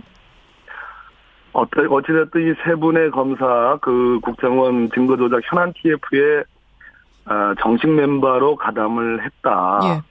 이것은 전에도 없었고 앞으로도 없을 사례입니다. 그러니까 결국 남재준 국정원장이 주도를 했다고 볼 수밖에 없는데요. 원세훈 그 수사 재판에 결국 무죄를 받아나기 위해서 오로지 수사와 재판에 대한 어떤 증거조작에만 사실 몰두했던 그런 TF거든요. 여기에 검찰에서 파견된 검사들이 정식 멤버가 됐다는 것은 그것은 있을 수 없는 일이고요. 위에서 시킨 일이라는 것은 결국은 국정원장이 시킨 일이라는 것인데 그렇죠. 과연 파견 검사 기관을 달리하는 제가 아까 말씀드렸죠. 법치주의를 지켜야 되는 그리고 수사를 통해서 정의를 세워야 되는 검사가 오히려 법치주의를 침해하는 데 주도적으로 가담했다는 것은 저는 그것은 절대 고려될 수가 없는 사안이라고 봅니다. 그리고 거기서 끝까지 소신 지킨 사람도 있잖아요. 윤석열 지금 지검장. 네, 그렇습니다. 하명 수사가 내려오든 어떻든 나는 내 소신을 지키겠다라고 한 사람이 엄연히 있는 상황이기 때문에 이 억울하다는 말이 얼마나 국민들이 납득하실지 좀 의문스럽습니다. 한 가지 더 말씀을 드리면 이 얘기는 안 하려고 그랬는데요. 이 세 분의 검사분들이 현안 TF에 파견됐던 이 세 분의 검사들이 양지회의 특별회원이었다. 그것도 비공개로 특별회원 자격을 부여받았다라는 것은 양지회라면 원래 국정원 전 직원들이 몸담고 있는 회인데. 그렇죠. 골프와 콘도에 이제 특혜를 부여받는 건데. 그렇죠. 돌아와서도 특별회원이었다는 것은 아마 다른 검사님들 현재 있는 검찰 조직에 있는 검사님들도 이 부분에 대해서 어떻게 생각하시냐 물으면 아마 고개를 절레절레 흔들 거라고 생각합니다. 알겠습니다. 여기까지 말씀 드려야 되겠습니다. 박범계 의원님 고맙습니다. 네, 고맙습니다.